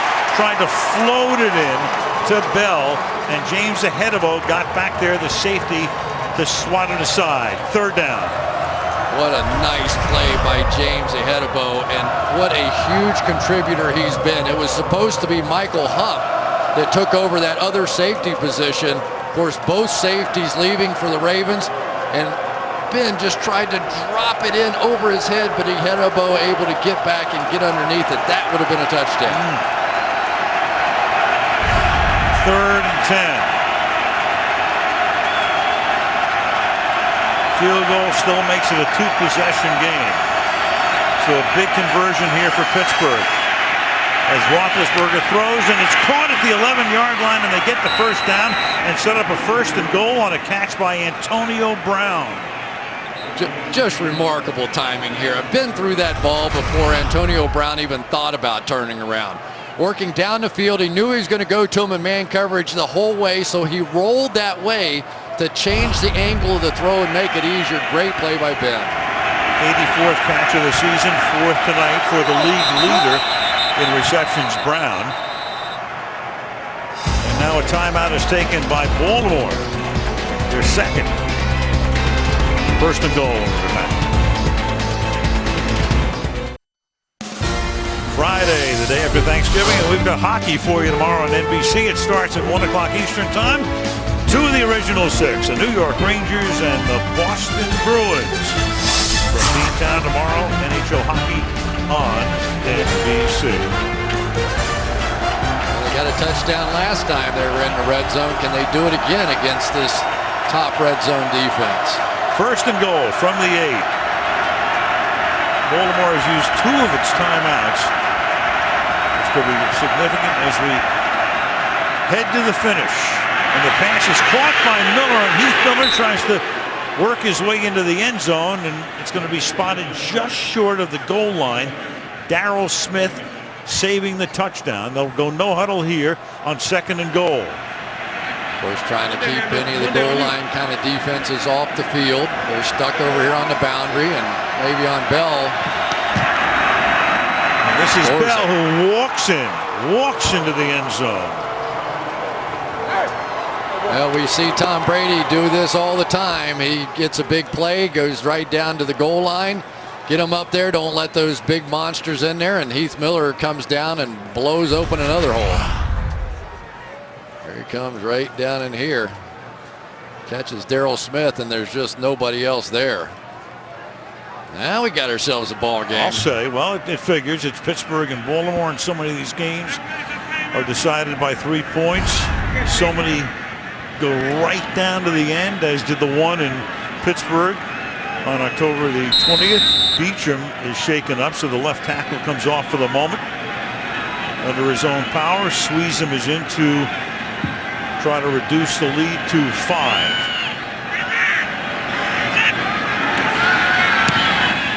So 9.5 to go. This Thanksgiving night in Baltimore. 19-14 Ravens.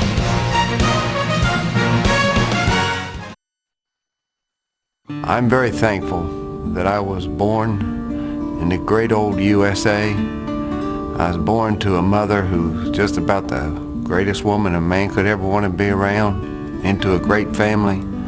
They taught me that service to your fellow men is a great thing. We're not the only people on the planet. It led me to a life of teaching and sharing.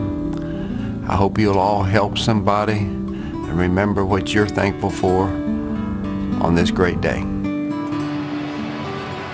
Well, we've talked about Dick LeBeau for years, and what a man he is, and anybody who knows him knows he is really something extraordinary.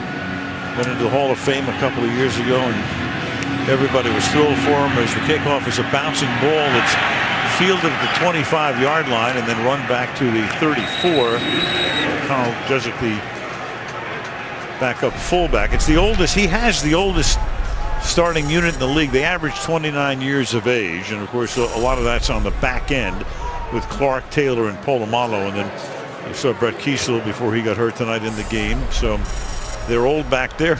Well, LeBeau's the youngest 76-year-old we've ever known. He can shoot his age on the golf course about any time he wants to, and he was a part of the original sort of Thanksgiving Day packages. Take it back low and slow, bro, is his mantra. That's it. But back in 1962, an undefeated Packers team came in to play his Lions, and Bart Starr got sacked 11 times in that game. And the Lions broke their streak with a 26-14 win. Fast forward several years, Dick LeBeau got hired by Bart Starr, goes down to the basement of his house, and he sees a picture of 8 Lions sacking Bart Starr in a poster-sized thing on the wall. He said, you know, I never really liked Bart Starr much until that moment, but gained a whole new respect for the guy when I saw that picture. So Bart doing a little piece on one of the earlier games today after Rice gains 3. That pass to Jones up to the 40-yard line, so it's 3rd and 4.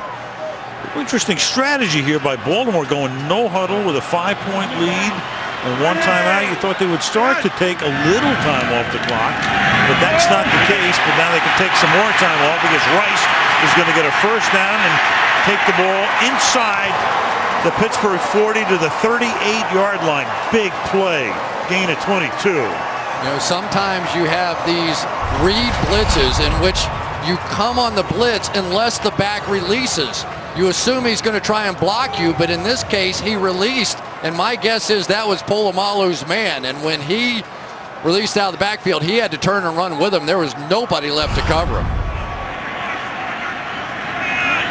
6 catches for Rice tonight, 38 yards. Here's Pierce, and Pierce looking for a hole, and he closes very, very quickly.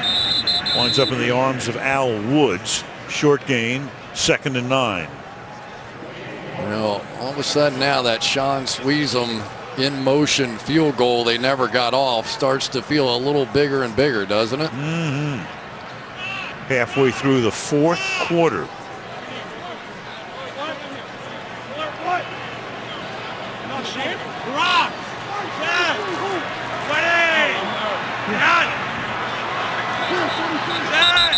I think Torrey Smith jumped. I think he did last week too. Offense number 82, 5-yard penalty, still 2nd down. So many false starts tonight against Baltimore at home. You know what happens, and all right, as a former wide receiver, I'm going to say this. If people say, how in the world can a wide receiver, you're looking at the ball, you know, all that kind of stuff. You usually jump off sides at home because you can actually hear the quarterback make the calls. You're used to not being able to hear it. 2nd and 14. Here's Pierce, but he's going to get run out of bounds right after he makes the catch. That was the 5th false start tonight against the Ravens. So it's 3rd down and 12. Yeah, and here's one of those you don't necessarily go for the first down, but you'd sure love to have about 7-8 yards and give your kicker a shot at this one. So this may well be, who's it, Bernard Pierce coming out of the backfield here trying to do a little catch and run action. 3rd down and 12 from the 40. Flacco jostled, gets it away, caught, and to the 30-yard line. Taylor saves the first down. Torrey Smith makes the catch, but it sets up a 47-yard field goal attempt for Tucker. Torrey Smith and Ike Taylor on the outside, top of the screen there. This is just turning into a slugfest between them. Is there a foul in there? Yeah, probably. But I don't think he quite gets there. And Joe Flacco doing this pretty good impersonation of Ben Roethlisberger tonight. Some of his slides around the pocket. But mission accomplished there. Don't get the first down, but set up this field goal attempt. 26 consecutive attempts have been made by Tucker. This one from 48. Cook puts it down. And Tucker's kick, good. That's 5 field goals for him tonight. 5:37 remaining, but it's still a 1-possession game. Baltimore 22, Pittsburgh 14. Happy Thanksgiving.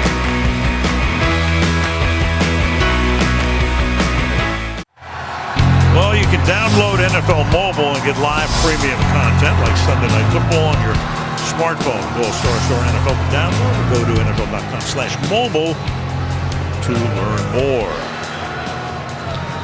22-14. Ravens on top. 5:37. The temperature has gone from 37 to 27 on this clear night. 6 yards into the end zone. Here comes Felix Jones, the ex-Dallas Cowboy, who gets dumped at the 20-yard line by Shockey Brown. Well, over in back in Northern California, John Madden looking in tonight. Happy Thanksgiving to you, Coach, and your family. Coach Madden's going to pick the player of the game. Good luck. It's not easy tonight. No. There's a lot of candidates. We may still have the winner yet to come, seeing how this thing goes. Although, if I knew a little bit about John, Kelvin Beacham's at least going to have a chance. He might have a chance. Yeah. You know, John's not crazy about kickers, but Justin Tucker is in the hunt. There you go. At least for a leg. From the 21-yard line, first down for the Pittsburgh Steelers is Roethlisberger with that shoulder shake and the pump fake and a ton of time as the line does its job and the pass is broken up. Jericho Cotchery, the intended receiver, and Graham reaches for his right hip after he defends on the play.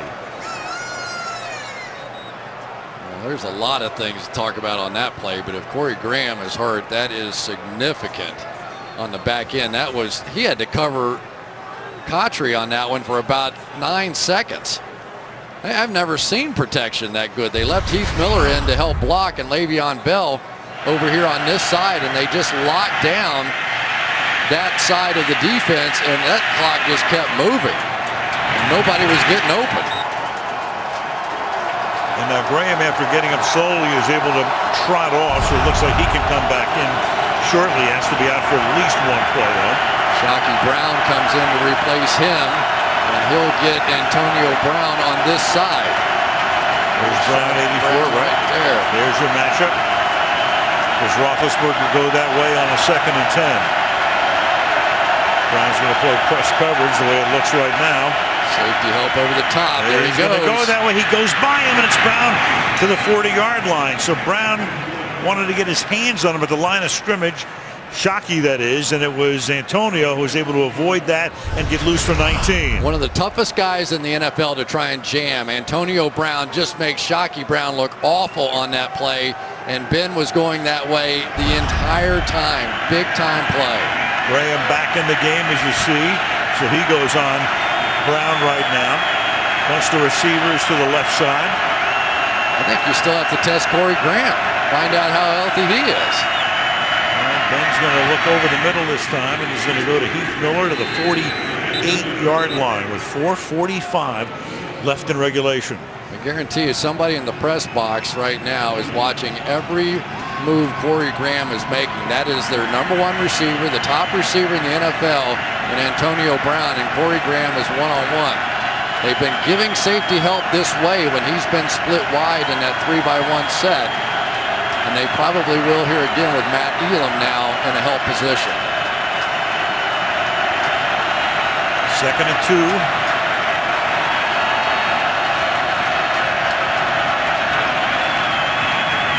Ben throws, and that's caught. Nice grab by Miller. First down. Here's Michelle. Well, the Steelers are conducting this drive without their starting left tackle, Kelvin Beachum. He is questionable with a right knee injury, sitting on the bench right now. It doesn't look like he's ready to come back in, guys. All right, thanks, Michelle. That means Mike Adams, the one-time starter there. He is 76, second-round pick out of Ohio State last year, is the man in that spot. Be careful, though. Now you got Suggs against Adams with no help. There's no back that side that can possibly help him here. Get this one out fast, Ben.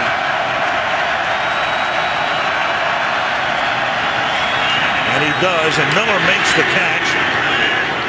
And the long-time security blanket, the tight end, picks up 13 yards and a first down. Well, Ben's just done a masterful job tonight seeing these blitzes coming, and when they do, he just takes it quickly and gets it out to the hot read and picks up another first down. Gain of 13. Roethlisberger is thrown for 207 yards. Smith wasn't even looking. He was giving a signal to the safety, and that's why it ended up so wide open. Inside 3 minutes. To the outside. Bell, he gets wrapped up, can't go anywhere. Jameel McLean making the tackle. And Pittsburgh's going to take its first timeout before a 2nd down and 9. Sometimes you throw those hot passes and you just get any part of the ball you can. Forget the laces.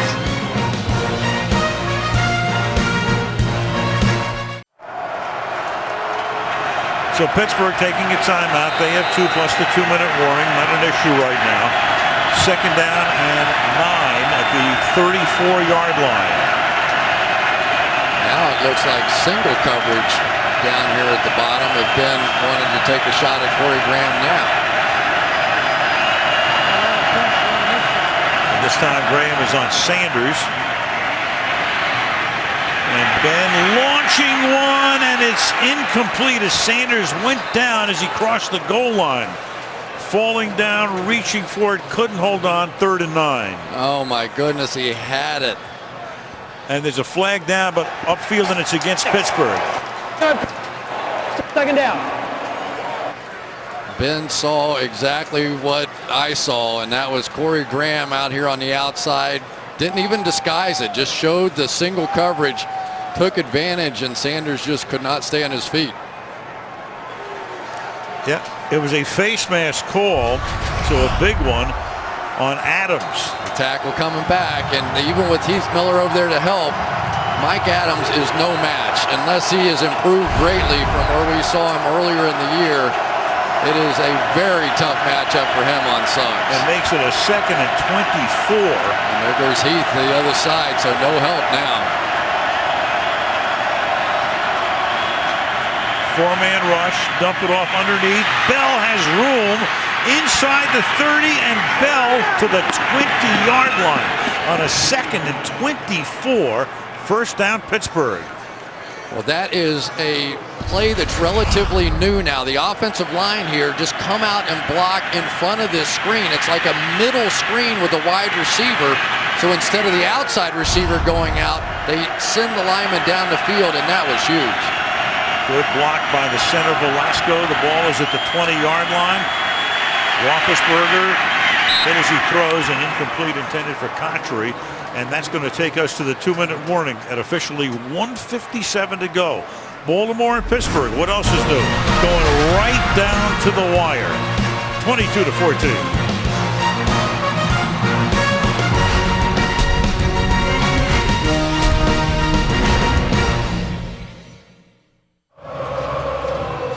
After the game, the Wendy's post-game report. The Madden Thanksgiving players of the game will sit down for a mini feast with Michelle.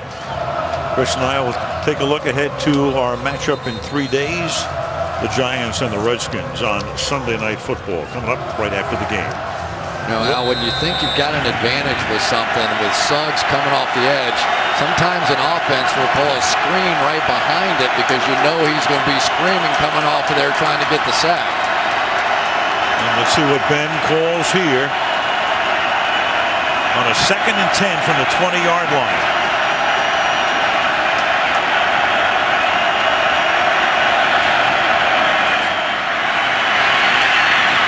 To the goal line, caught, and into the end zone. Heath Miller for the touchdown. He's been doing it for 9 years, and clearly they'll go for 2 points here as Harbaugh looks and checks it out on the board. He does get into the end zone, does Miller, as they review it upstairs as they do all scoring plays. Heath Miller, 8 catches tonight, 87 yards, and Adams comes limping off. But he did his job. A little out and up move. We see so much down in the red zone. A little outside, then up the field. Josh Bynes reacts to the first move, and here it goes. That doesn't matter. It always comes down to the last 2 minutes with these two teams. Well, I tell you, I could call these games. Ooh, that's close. Well, you know, the interesting thing about that, it could actually benefit the Steelers if he were down and they could burn a little clock here. Right. And just make sure they get into the end zone. Well, yeah, that's obviously. Detail. We saw a similar play in the first quarter, which was initially ruled a touchdown, then it was spotted inside the 1. The previous play is under review. You know, and now those timeouts that Baltimore took earlier in the game when we didn't think they were going to be very significant, those timeouts are pretty significant now. All scoring plays again reviewed upstairs, taking a look at this right now to see if he does indeed get into the end zone. And then clearly the next big thing, if he did get in, is what are they going to call for the 2-point conversion? So Blakeman comes over, Possession. Knee is think down. short. A little short. Yeah. Well, And his knee, there it is, right there. I think he's short. I think they have to run another play. And there's another significant part of this. Guy Wimper is now in the game, so they're down to their third tackle on that side now going against Trell Suggs. Knee down right there, yeah. So that's where the ball's going to be spotted at about the 9-inch line. So now, let's say that they don't make it on first down. Baltimore is almost forced to take their remaining timeout some bizarre way, provided they eventually score. That actually helps the Pittsburgh Steelers. And again, I mean, they've got to get it into the end zone. You start fooling around with playing with the clock here, and you don't know what can happen.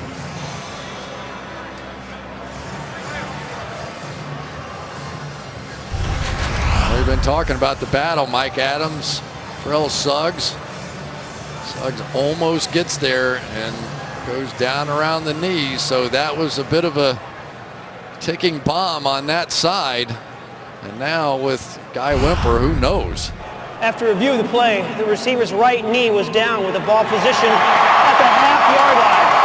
It'll be 1st and goal from the 1.5-yard line for Pittsburgh.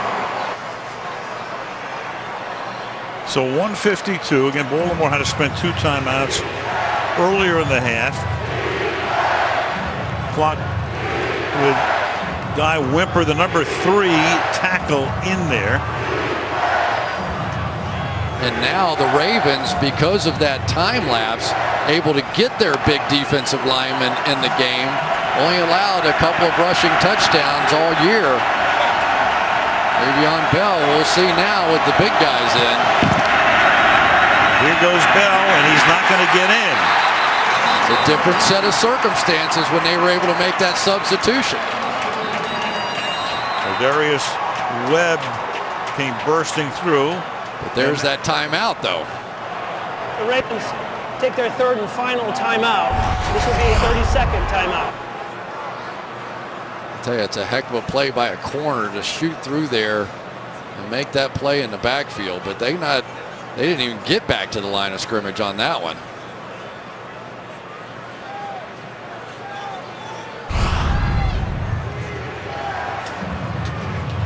You know, pass or run, what do you think? It's tough. I don't think you can just drop back and throw one with Ben standing back there for any period of time. I mean, Guy Wimper's been sitting over on the sideline going against Suggs. They're on the right hash, makes it tougher to do some kind of a move play this way. There's Mike Adams. I'm thinking you're going to get some kind of a pick play out of this one. You know, you're going to get some quick rub, a pick, and somebody sneaking underneath. You got the bunch down here to the right. A lot of crossing action, and see if you can't free somebody up. 2nd and goal.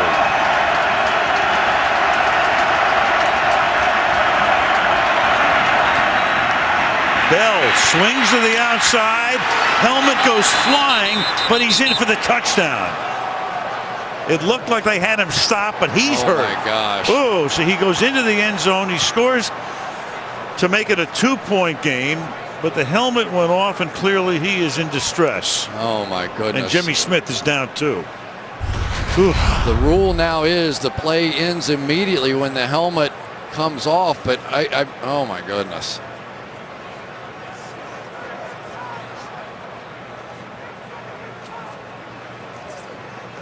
Helmet to helmet. Clearly Smith comes in. I thought he had possession crossing the line. At least as that helmet was coming off, he took the second blow.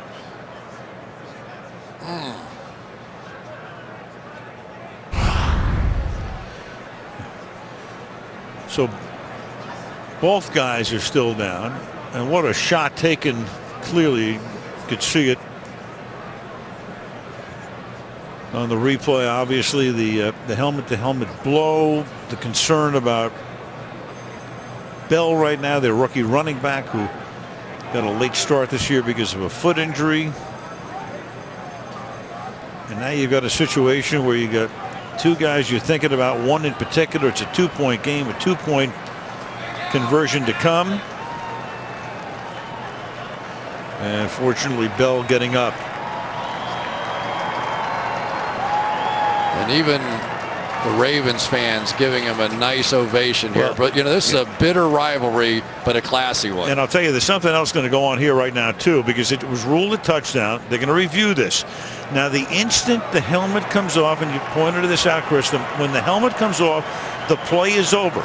So as they review it, with Bell wobbly going back to the sideline, if the helmet is off before the ball is across the goal line, this won't count. What constitutes off? That's off. That's before he crosses the line. It sure looks like it.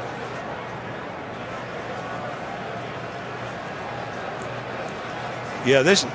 If I had to guess right now, I think they're going to put this ball again at about the 6-inch line, because the helmet is off, and when the helmet's off, that's the end of the play, period. No forward progress, nothing else. That's it. Right there. Oh, boy. So they look at it, and they're going to give him the touchdown. They already took a look at it upstairs and gave him the touchdown. Now the 2-point conversion. So Dwyer has to come as the running back. It's not over yet. No, I think Blakeman may have led him up to the line before they reviewed it. Previous play is under review. That's what I thought. I mean, there's no way they're going to let this go without Blakeman coming over and looking under the hood. Well, you know what the replay official does? He takes every minute to review that thing. And until they get to the line of scrimmage, he can still be looking at it back and forth. But I have seen that one before. The minute that helmet comes off, it's done. And it is completely off there, and the ball is not across the line. Remember, was it the play with Jason Witten where the helmet came off and he ran about 15 more yards, and then they put this rule into effect? Well, and the reasons are obvious. I mean, and it's a good rule, but an unfortunate rule for Le'Veon Bell, who gave himself up for that touchdown, and now it's going to be taken back. Well, if it's not a touchdown, it's still going to be 3rd down, and obviously 2 more shots at the end zone. So figure, I mean, this is crazy. You got Miller, who looks like he's in, but then they take it back. Then they don't get in with Bell. Then they get in with Bell, but they may take this back because his helmet came off. Bell is hurt. Dwyer's in. And it may all benefit the Steelers at the end of this time if they are burning time off the clock here. I mean, it's the most bizarre ending I think I've seen to a football game. Nuances of This rules week. coming into play. It's crazy. All right, here's Blakeman. After the play, his helmet came off with the ball positioned at the 1.5 yard line. By rule, the helmet comes off, kills the play.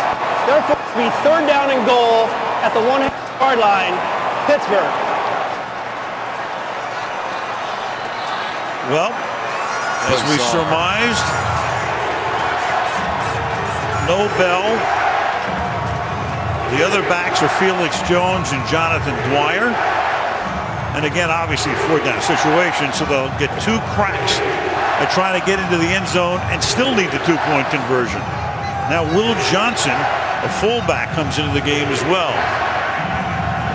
Jonathan Dwyer, their leader at running back a year ago.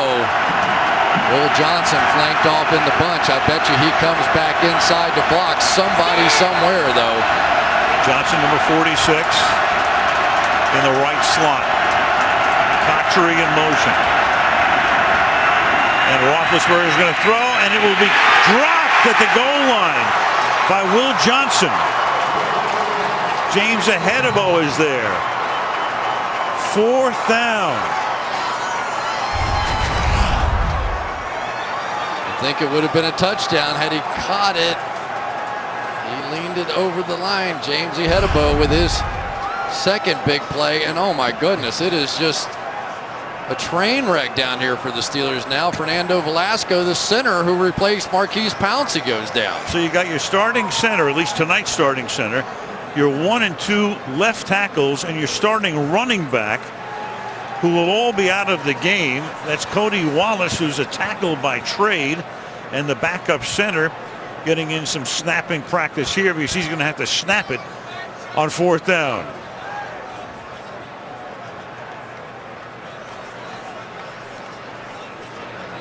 Take a look at, we can see what happened to Fernando Velasco. Lodi Nada right here. And it just rolls right back on the back of his leg.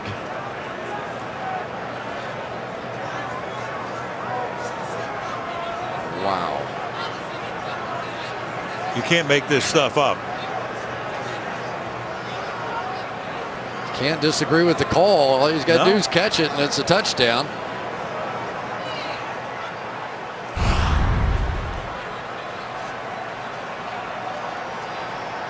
So they tend to Velasco. 4th and goal.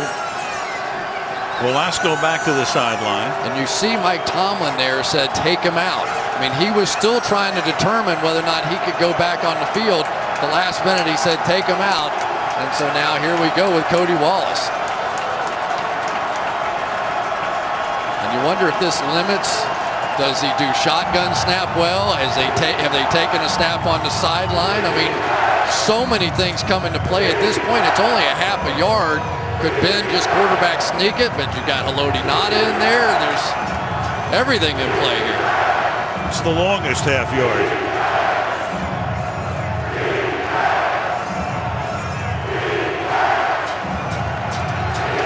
$71,000. The defense chant.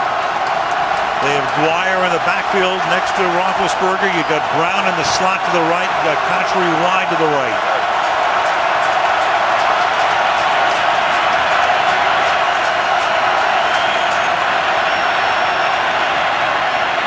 Roethlisberger fires, touchdown.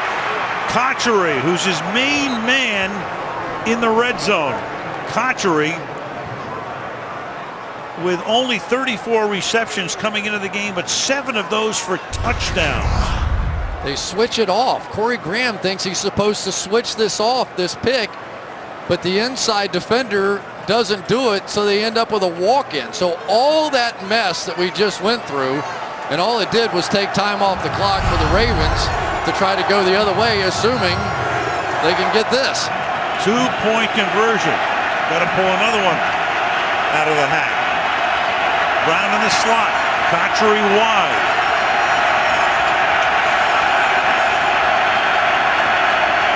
Wallace with the snap.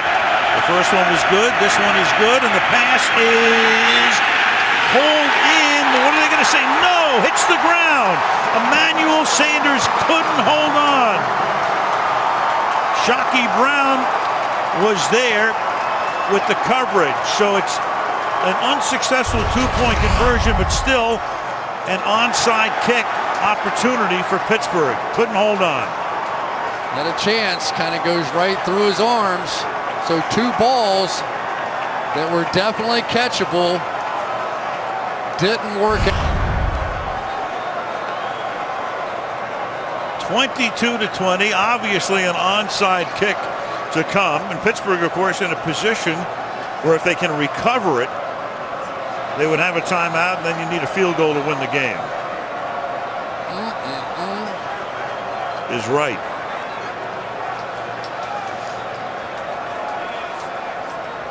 Let's go to Michelle. Well, meanwhile, running back Le'Veon Bell was taken back to the locker room. As you saw, he is being treated for a possible concussion. This is a young man who said it was his dream to play on Thanksgiving. He was lit up all week about it, couldn't wait. Had a fine performance, but back there being treated for a possible concussion now. All right, thank you, Michelle. And there's Velasco, and we saw Beecham come out. Saw Adams come out. And now it's off the foot of Suisham. Again, you have to go back to the motion by Suisham on the kick. I've never seen one botched in that way. Has to go 10 yards before Pittsburgh can recover. Now he's going to switch around. Now he's going to kick it off his left foot, and it will not go the required distance. Wow. Oh, man. So he tries to fool them by initially looking he's kicking one way, then the other, then goes back to the original way, and the flag is for the kick being out of bounds and not going 10 yards.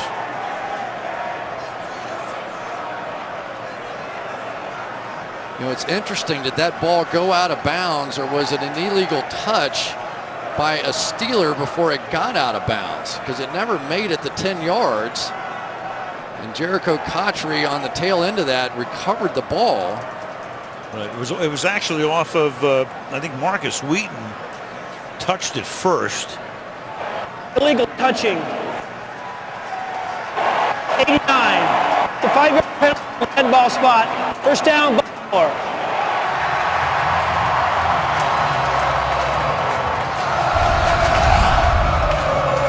You know, they tried to go the double trickaroo. And the left-footed kick. Yeah, you know, I don't know. Yeah. It's not the Pittsburgh Steelers. You know, sometimes you can trick yourself into things, but what a football game. I tell you, if they played 16 straight times and they wanted us to do them all, I would do them all. Takes its third and final. It's just a fantastic rivalry. So 9 of the last 10, if this one holds at 22-20, will be decided by 3 or fewer points. Pittsburgh takes its final timeout, but Baltimore can end the game on 2 kneel downs. Well, you have to think a little bit about the Pittsburgh Steelers now moving forward with the rash of injuries they got there on that last little series. Well, they're going to be 5-7. They have 3 of their last 4 at home. Right now, you got Denver, New England, Indy, and Cincy as the division leaders. Kansas City would be the number 1 wild card at the moment, and Baltimore would be number 2 as this game comes to a finish. The others are in the hunt, but a huge win for the Baltimore Ravens and a bitter loss for the Pittsburgh Steelers as they head home in a week and a half, take on the Miami Dolphins, while the Ravens try to get healthy as well and take on the Minnesota Vikings here. They have Minnesota at Detroit, New England, and at Cincinnati as the remainder of their schedule. John Madden marking his ballots right now. We'll find out who the player or players of the game are coming up right after these messages from your local NBC station.